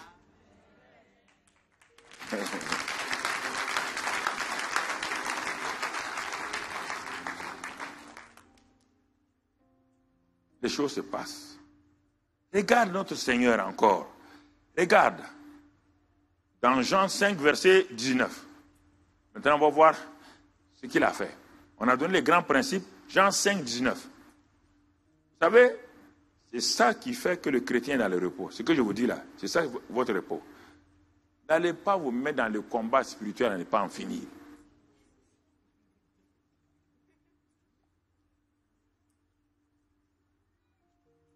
La plupart des gens, quand on parle de combat spirituel, quand un pasteur parle de combat spirituel, souvent, les gens qui sont devant lui ne savent pas. Peut-être qu'il est en train de parler d'une dimension et l'autre est dans une autre dimension. Donc, il va croire que le pasteur contredit le combat spirituel. Non, le combat spirituel a plusieurs dimensions. Il y a le combat spirituel où les gens, si tu les empêches, ils ne vont pas progresser. Tu les laisses. Quand tu les vois seulement, Hakaoroshinda, démon, nom de Christ Jésus, je commande, viens là. Je dis maintenant, démon, viens, je réclame. Si tu empêches quelqu'un comme ça, il ne sait plus quoi faire. Laisse-le. Il va tellement s'épuiser un jour, il sera couché à terre, il va dire à Dieu, par ta grâce. Dieu dit, ah bon, tu dis quoi?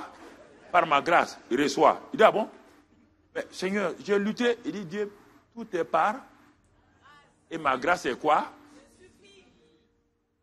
Mais la plupart d'entre vous, vous ne répondez pas parce que vous aimez ça là. Ça, vous êtes frustré, ça ne vous donne rien, vous aimez ça. Parce que faire ça là, ça va vous valoriser. Mon frère, d'où viens-tu? Moi, j'étais sur la montagne. Et depuis combien de jours? Mon frère, cette affaire-là, ça fait 3 jours que je suis sur la montagne. Qu'est-ce que tu as fait là-bas? J'ai combattu le combat. Les démons là, mais ils sont venus vers moi. Ils m'ont pris. Ils ont tapé ma tête contre le mur. Ta tête n'a pas explosé. Non, mon frère. Et après ça, il y a quoi? Mais comment? Dis donc. Ça fait 3 jours, je n'ai pas bu, je n'ai pas mangé. L'homme aime ça. N'importe quel homme aime ça. Quand tu as ça là, alors, on a été habitué à ça. À la maison, papa a dit, si tu deviens premier, tu as vélo. Si tu deviens premier, il n'y a pas de vélo. Il dit, quand tu auras 15 de moyenne, vélo. Tu as 15 de moyenne, il dit, mais tu n'as pas fait assez. 18. Tu as 18 de moyenne, tu n'as pas fait assez. Maintenant, tu as 20 sur 20. Alors tu dis, papa, 20 sur 20, c'est quoi? Il dit, mais alors, tu peux faire mieux. Faire mieux quoi? 21 sur 20, ça existe? On a été habitué à ça. À l'école, on a été habitué à ça. Dans le travail, on nous évalue. Ça. Quand on devient chrétien, on croit que Papa bon Dieu est derrière nous avec un fouet. Il faut avancer comme ça. La grâce là est un vain mot pour nous. Tant qu'on n'a pas compris la grâce dans sa profondeur, c'est difficile de prêcher parce que beaucoup de prédicateurs jeunes croient que s'ils prêchent la grâce, leur église va chuter. Mais pourtant, ils prêchent la loi, ça n'avance pas. Le Moïse, l'homme de la loi, n'est pas rentré dans Canaan à cause de ça. Si Moïse rentrait à Canaan, Dieu avait échoué. Écoutez-moi, si vous ne croyez pas, Dieu a échoué. Dieu a fait exprès, Moïse ne peut pas rentrer en Canaan avec la loi. Quand Moïse sortait de l'Égypte, Dieu n'a pas prévu la loi. La loi, c'est sur la route que Dieu a prévu ça. Lisez la Bible. Hein? Dieu a parlé à Abraham. Dieu a donné la terre promise à qui? Abraham, oui ou non? Il y avait la loi? Il y avait la loi? Il a continué à dire ça à Isaac, il y avait la loi? Il a dit ça à Jacob, il y avait la loi? On dit que la loi est un pédagogue étranger. Donc, parce que quand vous lisez dans Exode là, quand ils sont arrivés au mont Sinaï, il faut bien lire la Bible. C'est les hommes là qui ont dit que et ils veulent que Dieu parle à Moïse et que lui, il ne veut pas. Dieu n'a qu'à parler à Moïse. Et que Moïse n'a qu'à venir. Alors que là-bas, Dieu a dit qu'il veut faire d'eux de quoi? Des rois et des... Ils ont refusé. Ils ont refusé. Bon, maintenant Dieu a donné la loi. Mais si la loi est venue contredire ce que Dieu a dit à Abraham, c'est pourquoi Galate dit que mais, la loi ne peut pas contredire la promesse qui a été faite à Abraham quand il était sous la grâce. Faites attention à ça. Tu as déjà entendu le mot postérité avec Moïse? Tu as déjà entendu le mot Moïse, la postérité de Moïse? Tu as déjà entendu ça? Ah, vous me regardez comme ça là. Tu as déjà entendu le mot postérité de Moïse? La loi n'a pas de postérité. La loi tue tous ses enfants. La loi est un tyran qui tue tous ses enfants. La loi n'a pas de postérité. Moïse n'a pas de postérité. Abraham a une postérité. Jacob a une postérité. Isaac a une postérité. Tout le monde, mais sauf David a une postérité, sauf Moïse. Lisez la Bible. Moïse n'a pas de postérité. Et si tu es un Moïse, tu tues tous tes enfants. Nous devons tous commencer par Moïse.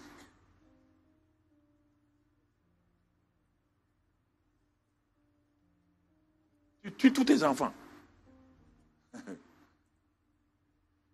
Lisez, on parle de postérité. Moïse n'a pas de postérité. Même sa postérité naturelle, là, tu as entendu parler de ses enfants? Non. Regarde, si tu ne crois pas, quand Moïse a échoué, déjà Dieu connaît les choses. C'est lui qui doit succéder à Moïse, s'appelle qui? Qui est rentré en Canaan? Josué et Jésus, ce n'est pas le même nom? Hein? Josué et Jésus, ce n'est pas le même nom?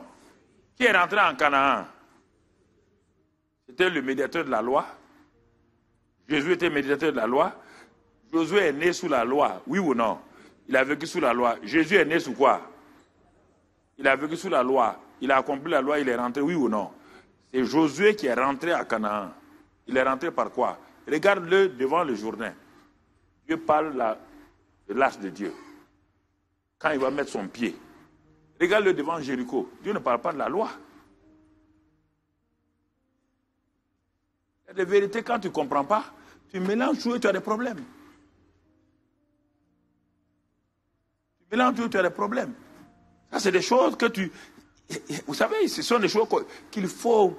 Il faut demander au Saint-Esprit de t'expliquer ça. Sinon, tu avances et tu as des problèmes.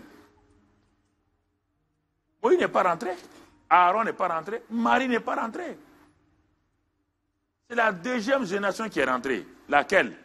La génération de Gilgal.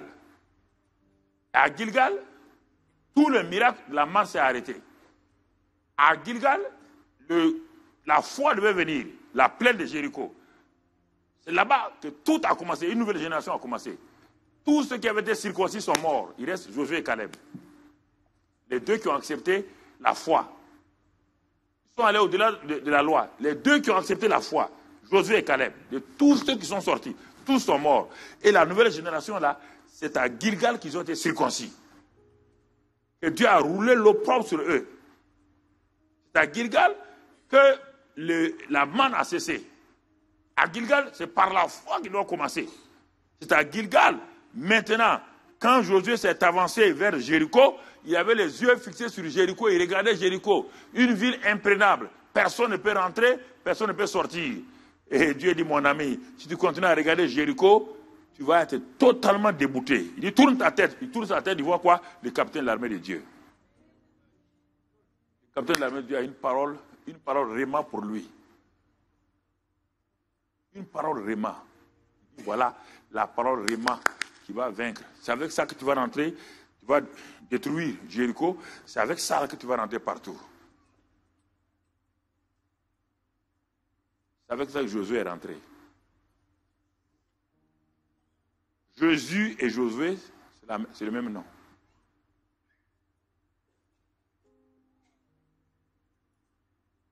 Le Saint-Esprit n'était pas encore exprimé littéralement. Dans l'Ancien Testament, ils ne connaissent pas la personne du Saint-Esprit. Ils connaissent que l'onction qui détruit le joug. Même l'onction Mimchak, ils ne connaissent pas. Ils ne connaissent pas la relation, la communion du Saint-Esprit. Ils ne connaissent pas ça.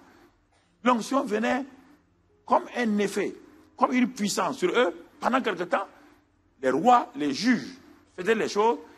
Et à un moment donné, l'onction s'en va. L'onction vient chaque fois qu'il doit faire quelque chose. Mais maintenant, nous sommes la demeure permanente du Saint-Esprit. Ils n'ont jamais connu la personne du Saint-Esprit. Parce qu'ils n'étaient pas nés de nouveau. Tous ceux de l'Ancien Testament sont des cadavres spirituels. Ils ne sont pas nés de nouveau. Ils ne sont pas nés de nouveau. Moïse n'est pas né de nouveau. Abraham n'est pas né de nouveau. Ils ne sont pas une nouvelle création. Ils ne pouvaient pas accomplir ce que Dieu a dit. Ils vivaient sous l'ombre. Hébreux 10. Hébreux 10. Les sacrifices qu'ils faisaient étaient incapables d'enlever la conscience du péché. Le souvenir du péché était rappelé. Hébreux 10, lis tout ça. Rappelé chaque jour. Chaque année, il devait faire des sacrifices. Mais Hébreux 10 dit, par une seule offrande qu'il a faite, il a ôté le péché. Il nous a sanctifiés une fois pour toutes. Après nous avoir sanctifiés, il nous a amené la perfection, il est rentré. Il dit maintenant, quand il a fait cela, il a pris la loi que Jésus a accomplie, il a inscrit ça dans nos cœurs. Et que là où il y a le pardon des péchés, il n'y a plus souvenir des péchés.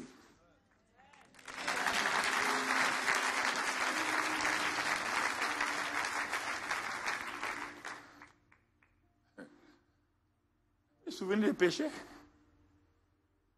Et toi, tu es culpabilisé dès que tu pêches. Parce que tu vis sous la loi.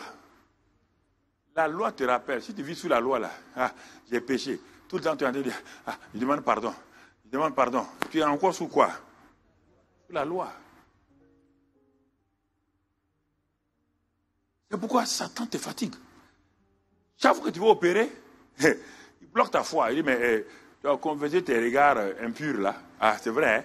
Seigneur, pardonne tous mes regards impurs. Quand tu as fini de ta convoitise d'hier, là, tu as confessé ça. Ah, c'est vrai. Seigneur, pardonne mes convoitises d'hier, là. Mais tu es un hypocrite. Quand tu as vu le frère, tu as dit frère, alors que tu ne l'aimes pas. Tu as dit ça. C'est ça que les chrétiens vivent dans la faiblesse. Ils sont conscients du péché. Ils ne savent pas que le sang de Christ a ôté. La rémission des péchés, dans l'Ancien Testament, c'est l'expiation. Le mot expiation, c'est couvrir les péchés. La rémission, c'est ôter. C'est pourquoi Jean-Baptiste a dit, voici l'agneau de Dieu qui ôte les péchés. Il ôte. Il ne couvre pas les péchés. Le mot expiation, Ancien Testament. Le mot rémission, pour ceux qui sont juifs et pour tous ceux qui sont pécheurs. Et le mot pardon maintenant, pour les chrétiens. Le mot pardon n'est pas pour les païens. Dieu ne pardonne pas les païens. Dieu pardonne le chrétien. Le chrétien ne vit plus dans le péché. Mais s'il aurait du péché maintenant, il confesse son péché. Dieu est fidèle et juste pour le pardonner et pour tout purifier. Dieu ne pardonne pas le païen. Dieu remet les péchés. Il dit dans Colossiens 1, 13, qu'il nous a délivrés de la puissance des ténèbres et nous a quoi? Rachetés. Rachetés. Nous a transférés dans le royaume de Dieu. Et il dit quoi? Nous allons bénéficier maintenant donc de quoi? La rédemption et de la rémission de nos péchés. La rémission de nos péchés. Ça, c'est le Saint-Esprit qui fait tout ça. C'est son rôle. C'est ça qu'il fait. Et c'est pourquoi Jésus dit ici, regardez ce verset. On vient à Jean 5 là. Jean 5, 15 minutes, puis on va finir. Jésus reprit la parole, Jean 5, 19, et leur dit, en vérité, je vous le dis, le Fils ne peut rien faire de lui-même. On dirait qu'on n'ose pas croire à ça. C'est-à-dire qu'on traite de Jésus de menteur. Il est venu du ciel. Écoutez, il est venu du ciel. Il dit, je suis venu pour faire la volonté de mon Père. Alors, soyons logiques avec nous-mêmes. Quelqu'un qui est venu faire la volonté de son Père, est-ce qu'il peut faire quelque chose de lui-même? Hein? Alors, pourquoi tu veux faire quelque chose de toi-même? Lui, il sait, son cahier de charges est de venir faire la volonté de son Père. Donc, il attendait. Il dit, le Fils ne peut rien faire de lui-même.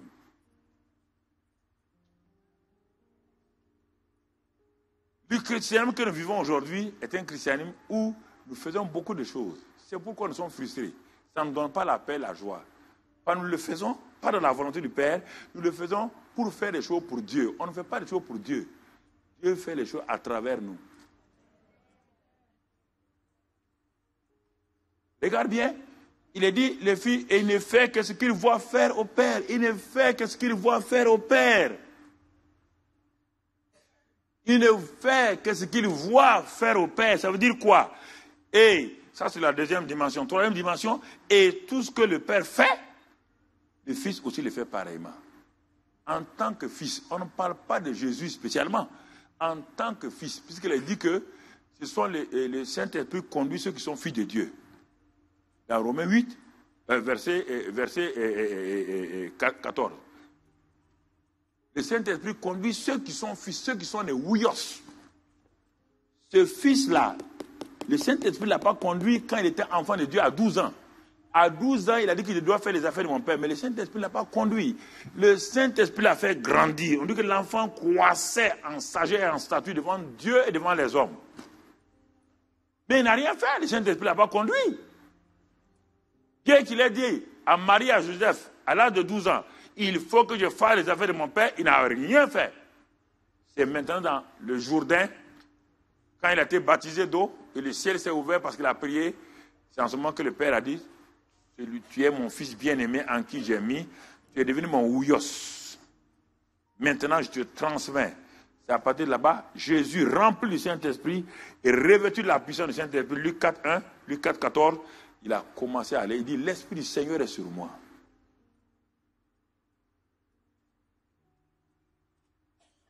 Je ne peux rien faire. Je ne fais que ce qu'il va faire au Père. Je ne peux rien faire. Ce sont des faits incontournables. Mais nous voulons relativiser ça. Mais quand même, tu peux faire quoi? Si le Fils de Dieu, sans péché, dit qu'il ne peut rien faire, toi, tu peux faire quoi? Parce que nous n'avons pas appris à dépendre du Saint-Esprit. Voici le vrai problème. Nous n'avons pas appris à dépendre du Saint-Esprit. Bon, rapidement, on va aller, donc, pour que l'on puisse comprendre.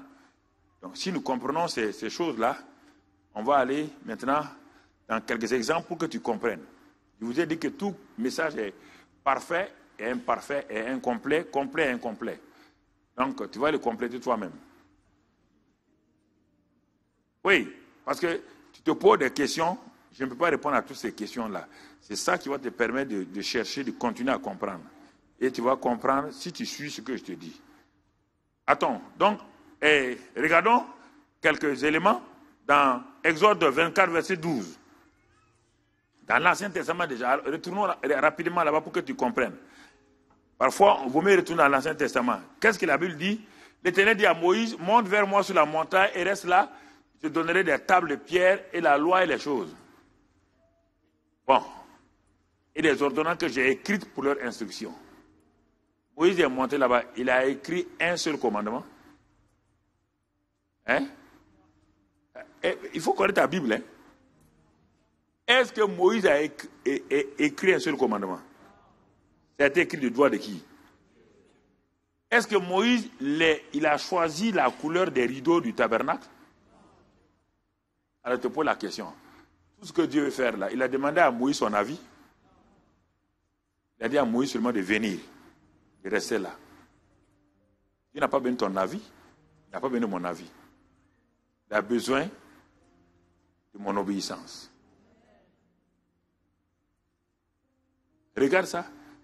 Moïse descend, il descend avec quoi? Les tables que Dieu même a taillées. Tu vois? Il descend. Le verset 18.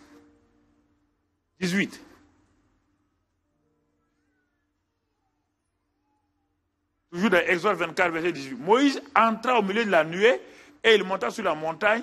Moïse demeura sur la montagne 40 jours et 40 nuits. Il demeura là-bas. Il est demeuré là-bas. Ce que Dieu te demande, c'est de venir dans le lieu secret. Dieu a toutes les choses qu'il a pour toi là. Il t'invite, le lieu secret. Matthieu 6, il dit, entre dans le lieu secret, ferme la porte. Et ton Père qui est là dans le secret, le Père est là. Le Père est là. Écoutez frère, il ne faut pas vous amuser avec ça. Si tu décides de prier, sache que tu pars rencontrer le Père. Que tu le vois, tu ne le vois pas. Quiconque décide de prier, le Père est là. Mais ne sois pas un insensé pour aller parler. On te dit que quelqu'un est là.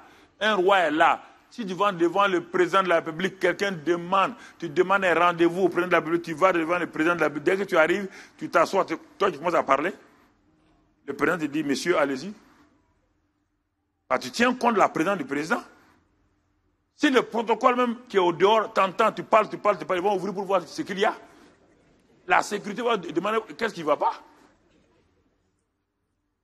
Le problème, quand vous rentrez dans la présence de Dieu, vous ne vous rendez pas compte qu'il est là. Parce que comme il n'est pas visible là, vous voulez regarder s'il est au toit suspendu. Dieu n'est pas suspendu au toit, il est là. Quand tu le vois pas, il est là. Il dit le Père est là dans le secret, et le Père voit dans le secret et tu le rendras. Matthieu 6, 6. C'est comme ça que j'ai développé quand j'ai commencé à développer ma vie de prière. Et parfois la présence de Dieu est forte autour de moi. J'ai appris comme Moïse, il a fallu 40 jours pour que la pensée de Moïse soit effacée. Par sa chair là, Moïse était un intellectuel. Il a été formé en Égypte. Il a beaucoup de connaissances. Il a fallu 40 jours pour que Dieu nettoie avant que Moïse ne reçoive des choses. Quand tu rentres chez Dieu là, tu as tellement de choses à dire à Dieu. C'est ça qui est ton problème. Dieu fait des leçons à Dieu. Il dit, ah bon? Il dit, parle, continue à parler. Quand tu as fini, il dit au revoir à demain. Le problème, c'est ça. 40 jours. Et Dieu a parlé à Moïse quel jour? Pendant ces 40 jours-là, c'est le 7e jour. 6 jours, Dieu n'a rien dit à Moïse. Pourquoi? Dieu a regardé Moïse. Moïse ne parlait pas à Dieu. Dieu regardait les pensées de Moïse. Il était là, dans la gloire. Moïse ne pouvait pas parler. Dieu a vidé le monsieur de toutes ses pensées. C'est le 7e jour que Dieu a commencé à lui parler. Tu crois que tu vas rentrer dans la prière, tu commences à prier 1 heure de temps, Dieu vient te parler? Jamais. Il faut que tu meurs à toi-même dans la prière. Tu meurs à tes pensées. Il y a des grandes choses pour toi, mais pourquoi Dieu ne te révèle pas? Parce que tu ne meurs pas à tes pensées dans la prière. Tu vas dans la prière, tu es trop agité. Seigneur, donne-moi ça, donne-moi ça. C'est pas ça, c'est pas la prière, ça c'est la mendicité. La vraie prière vient du Saint-Esprit, est suscitée par le Saint-Esprit. Parce que lui, il connaît la pensée du Père. Reste devant la pensée du Père. Dis au Saint-Esprit, si tu ne peux pas, prie en langue, 1 heure, 2 heures, 3 heures. Je t'assure, et au bon moment donné, tu seras étonné, les pensées vont commencer à venir. Et les jours même, tu vas fuir. Tellement la présence du Père est forte. N'essayez pas de faire des choses. Dieu a de bonnes choses qu'il a préparées d'avance pour ceux qui l'aiment. Pas demander ça au Saint-Esprit. Tu es en train ton mari est déjà préparé. Toi, à ton âge, Dieu n'a pas de mari, tu pries, tu jeûnes. Tu jeûnes pourquoi? Dieu va créer ton mari maintenant. Et puis il va le tirer, l'amener. Tu crois que tu as 25 ans. Tu crois que ton mari vient de naître aujourd'hui? Il est né aujourd'hui. Est-ce qu'il peut avoir 25 ans d'ici? Non. Ton mari existe. Vous me regardez comme ça. Ton mari existe.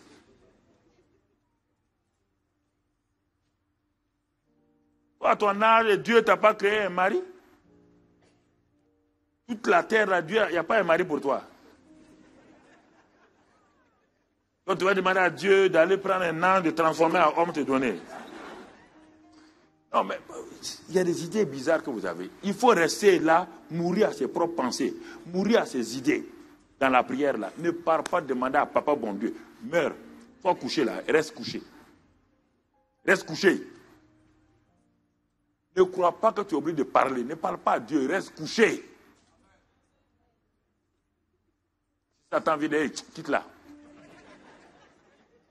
Un homme qui vient devant Dieu et puis il ne parle pas, il dit je ne parle pas. Et après?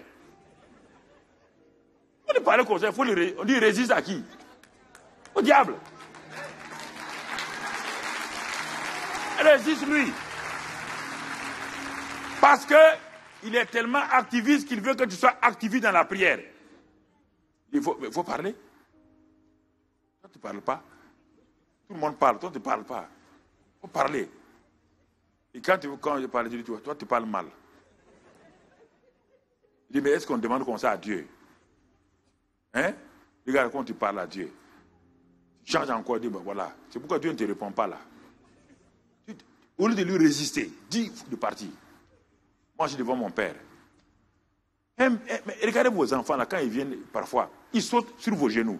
Est-ce qu'ils vous demandent bonbon? Il est content d'être avec vous? L'enfant, oui ou non? Il est content. Il est content d'être avec vous. Il vous embrasse, il vous dit, embrasse Dieu. Dis-lui, je suis venu pour t'embrasser. Dis-lui des paroles simples.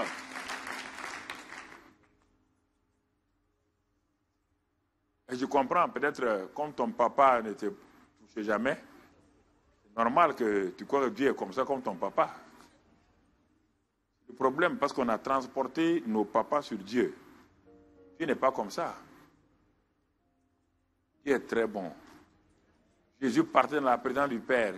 C'est pourquoi il s'éloignait tout le temps. Le matin de bonne heure, avant que les disciples se réveillent, il est parti. Parce que quand tu connais que papa bon Dieu est bon, tu n'as pas envie de t'adresser à les hommes. Tu as envie de t'éloigner chaque fois, aller lui parler. Mais si ta prière là, c'est pour aller prier 3 heures, souffrir, avoir des maux de genoux, tu n'as pas envie de prier. Tu comprends? Donc c'est ça. C'est ce que Jésus faisait. C'est ce que Jésus faisait. Et c'est pourquoi il avait succès à 100%. Il n'a jamais échoué. Jésus ne s'inquiétait pas s'il y avait une foule. Regardez, frère. Il y a quelques exemples et puis on va arrêter là. Regardez. Quand les enfants d'Aaron, on leur a dit de ne pas amener le feu étranger. Quand ils ont amené le feu étranger, ils sont morts. Parce que n'amenez pas vos pensées personnelles à Dieu.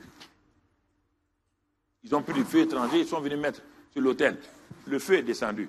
Quand David, le grand David, a pensé qu'il va moderniser le transport de l'arche. Non. Dieu a déjà dit qu'on doit transporter l'arche. Dieu a dit ça à Moïse. On va transporter l'arche comme ça. La bonne volonté ne peut pas faire que la... Et faites attention à la bonne volonté. Moïse et David a dit, non, je suis roi. Dieu m'a béni, Dieu m'a donné l'argent. On ne peut pas continuer à laisser l'arche là. On va faire un char. On va moderniser le transport de l'arche. On met sur un grand char et tout. Ça, c'est le danger aujourd'hui dans le 21e siècle. Vous voulez moderniser la parole de Dieu. La parole de Dieu ne peut pas la moderniser. Dieu est l'ancien des jours. Dieu est toujours d'actualité. Dieu n'est pas démodé. Il a fait ça. Et il a mis un grand orchestre. Et il a dit non, je suis un chanteur. Il a mis des chantres de tous les côtés. Il a cru que Dieu, ça qui intéresse Dieu. Ce qui intéresse Dieu, c'est sa parole. Dieu veille sur sa parole, veille pas sur ce que tu fais. Tes bonnes volontés. Et il a mis deux personnes, une disait à un autre. Ils ne sont pas sacrificateurs, ils ne sont pas. Parce que même parmi les sacrificateurs, il faut quoi? Les Lévites.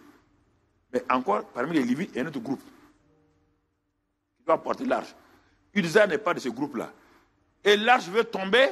Uza se prébit, il touche. Feu! Il est mort. David est fâché. Dieu dit, il ne faut pas te fâcher. Hein. Ton cœur n'a qu'à faire pagne. Écoutez, c'est sérieux. Il s'est fâché. Il a dit, bon, ok. Tu vois, Dieu, moi, je voulais te faire plaisir. J'ai modernisé l'affaire. J'ai mis mon argent là-dedans. J'ai fait tout. Et tu m'as honni comme ça. Il dit, c'est la maison de qui là-bas? On dit la maison de Obed-Edom. Poussez l'arche, la mettre là-bas. Ils ont poussé l'arche, ils ont mis dans la maison de ce pauvre type-là, Obed-Edom. 3 mois après, on est venu dire à David, il y a le nouveau roi qui est en train de monter. Et quel nouveau roi? Il dit Obed-Edom. On dit, ah bon? Nouveau roi? Il dit oui. Depuis que tu as mis l'arche là-bas, la bénédiction est venue. Tous ses enfants sont en train de prospérer. Lui-même, il prospère. Il lui reste maintenant le trône. David dit quoi? Il reste quoi? Le trône. David est parti en vitesse faire quoi? Mais il a cherché l'arche selon maintenant quoi? La parole de Dieu, oui ou non? Il n'est pas rentré à Jérusalem. Arrêtez de moderniser avec vos pensées. Dieu veut sa parole. Jésus dit, je ne fais que ce que je vois chez mon Père. Je ne fais pas les choses comme je veux. Je fais les choses que je vois chez mon Père. Ça, c'est important que vous compreniez. Si vous comprenez ça, frères et sœurs, vous allez avancer. Et pour terminer, regardez comment Jésus faisait. Prenez les 4 évangiles. Lisez-les maintenant avec un recul. Vous allez voir que Jésus n'allait pas n'importe où. Un jour, Jésus a prié. C'est ça, il fait ce qu'il voit chez le Père.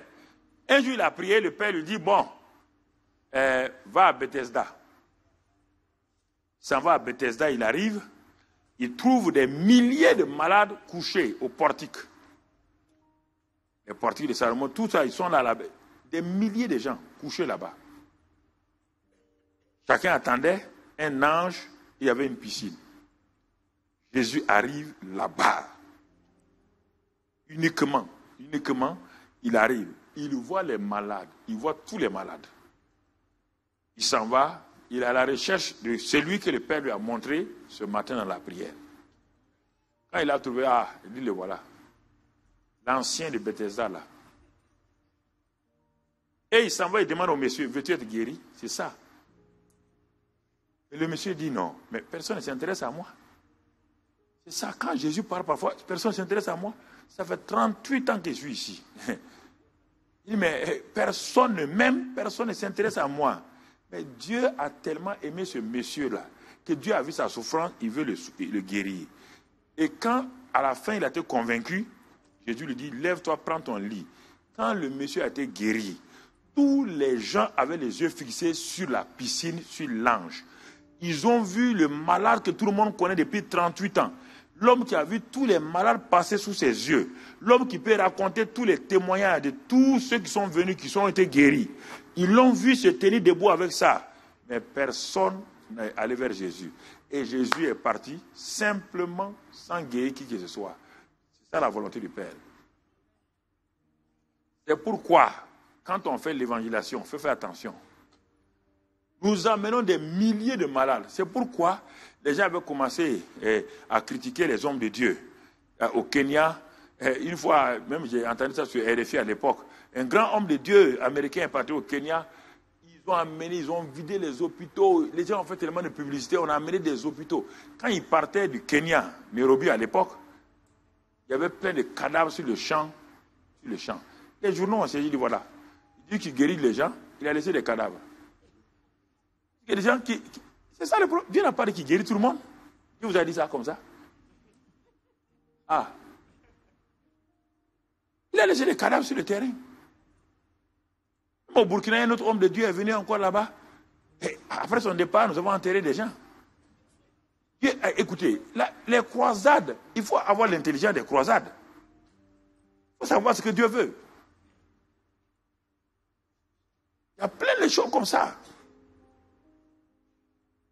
C'est pourquoi Jésus, dès le jour qu'il a été rempli, il a énervé les gens de Bethléem. Il a dit, mais en Syrie, là, en Israël, il y avait comme des lépreux. Ils ont dit beaucoup. Mais quel lépreux qui a été guéri par Élisée? On dit Naaman. Il était quoi? On dit Syrien. Il dit alors. Il a commencé à dire, mais pourquoi? Il n'y a pas de lépreux en Israël, oui. Mais pourquoi c'est Naaman qui a été guéri? Pourquoi Naaman? On vient lui dire que son ami Lazare est malade. La plupart d'entre nous, si on vient nous dire ça, on prend la voiture, on s'en va. Mais Jésus est resté. Il a demandé au Père, qu'est-ce que je dois faire? Le Père dit de rester. Donne-leur une parole, ça suffit. Dis-leur simplement que cette maladie n'est pas la mort, elle est pour la gloire de Dieu. C'est pour que le Fils de Dieu soit glorifié. Et il a dit, ces paroles, ils n'ont pas compris, ils sont partis fâchés. Quand Lazare est mort, ils l'ont enterré. Ils disent, mais le gars là, il vient chez nous, on le nourrit, on le blanchit, on lui donne tout. Et puis, on lui dit que son ami est malade et puis il reste dehors. Mais le 4e jour, Jésus est parti. Il a dit, je vais faire quoi? Allons faire quoi? Il a dit, allons ressusciter Lazare. Il a dit, allons le réveiller. Quand tu connais la volonté de Dieu, tu ne ressuscites pas un mort, tu le réveilles. Tu le ressuscites. Quand Dieu te dit ça, tu ressuscites le mort. Tu le réveilles. C'est pourquoi il a appelé Lazare. Quand quelqu'un dort, pour le réveiller, on fait quoi? On l'appelle, non? Est-ce que Jésus a parlé à la mort? On réveille. Est-ce que c'est la mort qui était endormie? C'est Lazare qui était endormi. Il a dit, Lazare dort. Et quand il a appelé, quand ton enfant dort, il doit aller à l'école. S'il s'appelle Fernand, tu dis quoi? Fernand, il ne se réveille pas? C'est ça. Jésus a dit, Lazare, sors. Est-ce qu'il a parlé à la mort? On dit le mort sorti. Quand il a appelé Lazare là, la mort l'a accompagné. Oui ou non? On dit le mort sorti. Est-ce qu'on a dit que le vivant est sorti? Et regarde maintenant, ceux qui l'ont enterré là, il a dit maintenant, déliez-le. C'est vous qui avez créé la mort. Moi, il dit, c'est la gloire.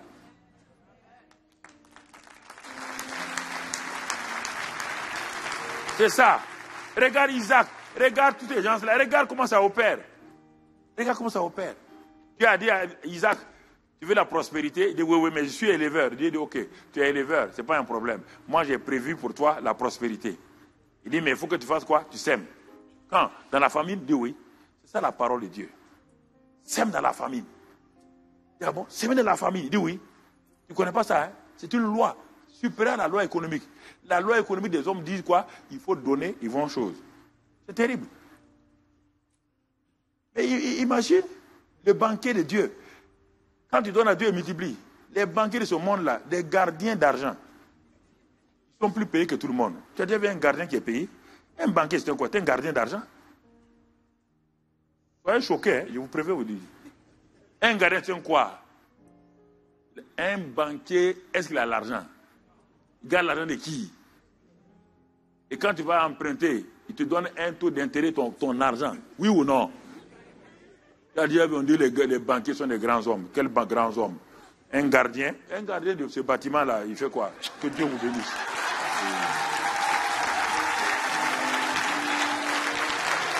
Bon, on va prier. Étends ta main vers le Seigneur. Lève-toi, étends ta main vers le Seigneur. Dis avec moi, excellent Père, je te remercie ce matin pour ta fidélité. Illumine les yeux de mon cœur pour que j'aie la révélation de tes paroles. Car la révélation de tes paroles éclaire, elle donne l'intelligence aux simples. Père, je veux opérer comme Jésus a opéré. Je veux voir ce que tu vois déjà. Je veux entendre ce que tu es en train de dire. Tu es en train de parler sur Paris.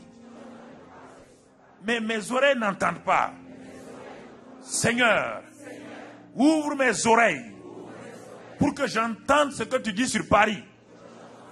Pour que j'aille dans ta direction. Tu es en train de faire de grandes choses à Paris.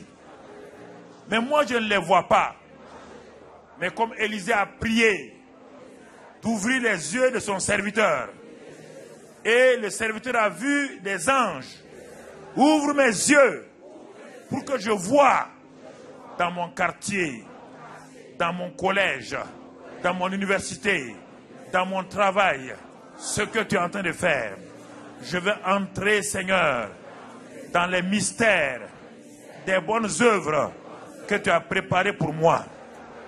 Que ton Saint-Esprit, l'esprit de révélation, me donne maintenant de vivre dans la communion du Saint-Esprit, de marcher dans la communion du Saint-Esprit, de dépendre du Saint-Esprit, car il est en moi, il vit en moi, et il veut me conduire dans la plénitude, dans la victoire et dans le succès. Mes plans sont dans sa main. Merci, Père. C'est au nom de Jésus que j'ai prié. Amen. Amen, amen, amen.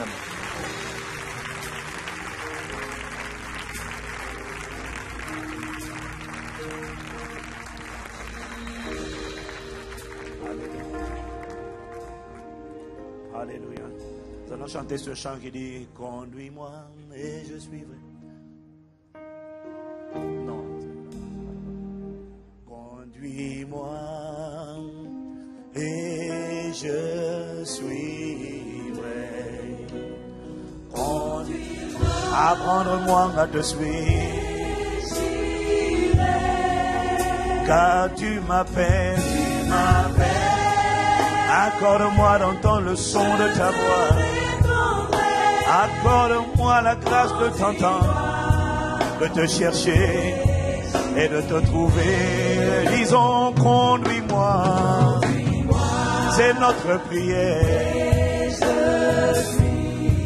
Que ton gouvernement s'assied en nous. Que le Saint-Esprit nous conduise. Accorde-nous de te chercher et de te trouver. Je te réponds. Accorde-nous la grâce de comprendre tes voies, de connaître tes œuvres. Conduis-moi, conduis-moi, conduis-moi, et Père, conduis-moi sur le chemin de la connaissance de ta volonté, sur la manifestation de tes œuvres. Ne me laisse pas faire mes propres œuvres. Ne me laisse pas bâtir par moi-même. Non, je t'en prie. Parce que tu m'appelles. Accorde-nous d'entendre ce que dit l'Esprit. Accorde-nous de chercher le Saint-Esprit jusqu'à trouver et ensuite seulement d'agir. Car tu appelles. Aide-nous, aide-nous. Conduis-moi. C'est la clé de ma destinée. C'est la clé de la réussite illimitée. Car tu appelles. Donne-moi de t'entendre. Et donne-moi d'agir uniquement sur ta parole. Que tes œuvres soient mes œuvres. Que ton cœur soit mon cœur. Que tes priorités soient mes priorités. Parce que tu cherches un homme ou une femme. Tu appelles tous les jours. Tu appelles des hommes et des femmes à faire non pas leur propre agenda, mais à faire ta volonté. Accorde-nous de t'entendre. Sur ta parole d'agir, sur ta parole de marcher, sur ta parole de parler, sur ta parole de semer, de me mouvoir, car tu appelles.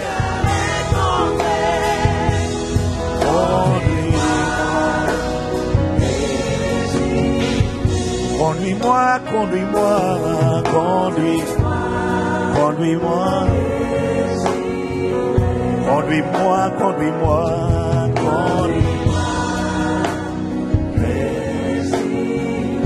conduis-moi, conduis-moi.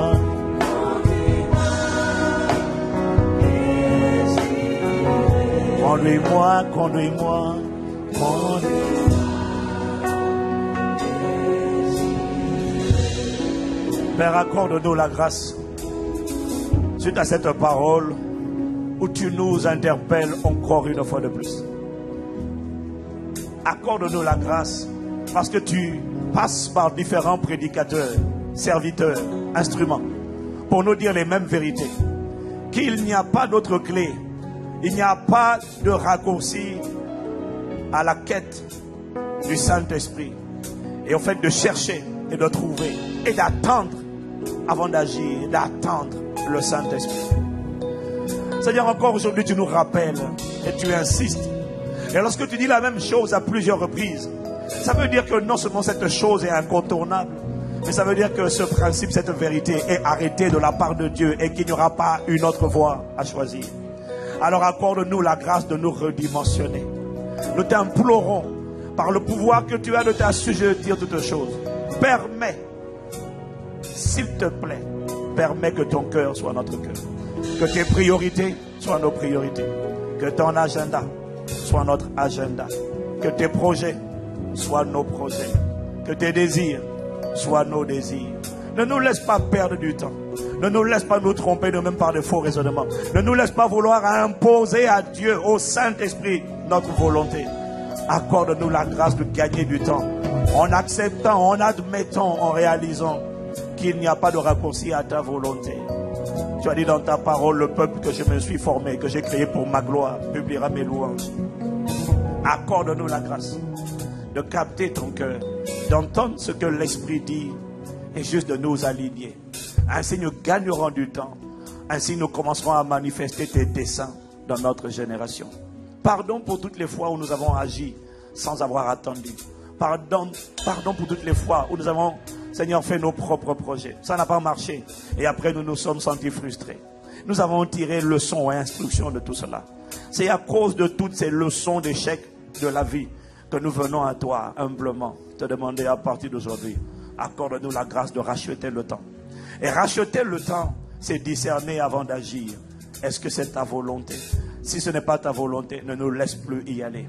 Si ce n'est pas tes désirs, ne nous laisse pas les avoir comme désirs. Si ce ne sont pas tes priorités, ne nous laisse pas en faire des priorités. Si ce n'est pas dans ton plan, ne nous laisse pas les intégrer, ne nous laisse pas les intégrer dans nos plans. Nous t'implorons.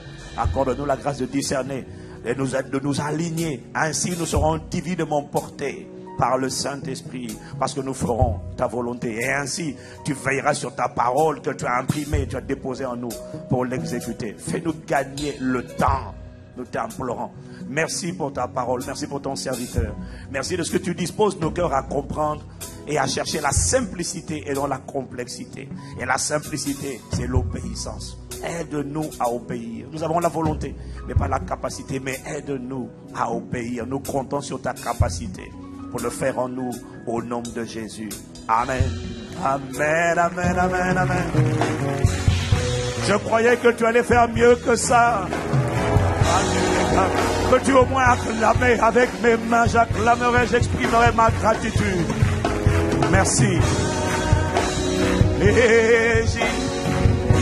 Conduis-moi, conduis-moi, conduis-moi.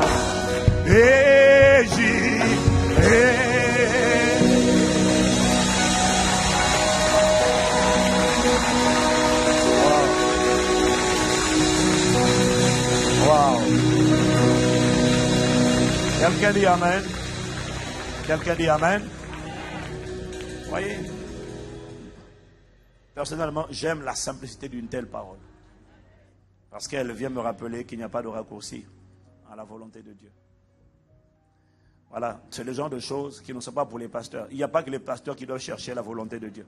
Chacun de nous, tous les jours, pour ce qu'il fait, pour là où il est appelé, là où Dieu l'a positionné, il doit chercher le cœur de Dieu, la volonté de Dieu. On gagne tellement du temps lorsqu'on a compris la volonté de Dieu et qu'on fait la volonté de Dieu. On gagne tellement de temps lorsqu'on a entendu Dieu avant de venir donner une directive. Parce qu'on ne peut pas avoir entendu Dieu parler et ça ne marche pas. C'est impossible. Parce que lorsqu'on a entendu et qu'on a dit, Dieu verra toujours sur ce qu'on a dit pour l'exécuter, mais à condition que ce qu'on ait dit soit ce qu'il a dit. Voilà pourquoi on ne prêche pas n'importe quel message. On prêche un message que le Saint-Esprit a dit de prêcher. Et ainsi, il confirme ce message. Seigneur, accorde à nous, Église, de réaliser la simplicité et l'importance de cette parole. Au nom de Jésus. Amen. Amen. Pouvons-nous encore acclamer le Seigneur pour son serviteur qui nous a fait l'honneur d'être avec nous ici encore aujourd'hui? Est-ce qu'on peut donner de la voix?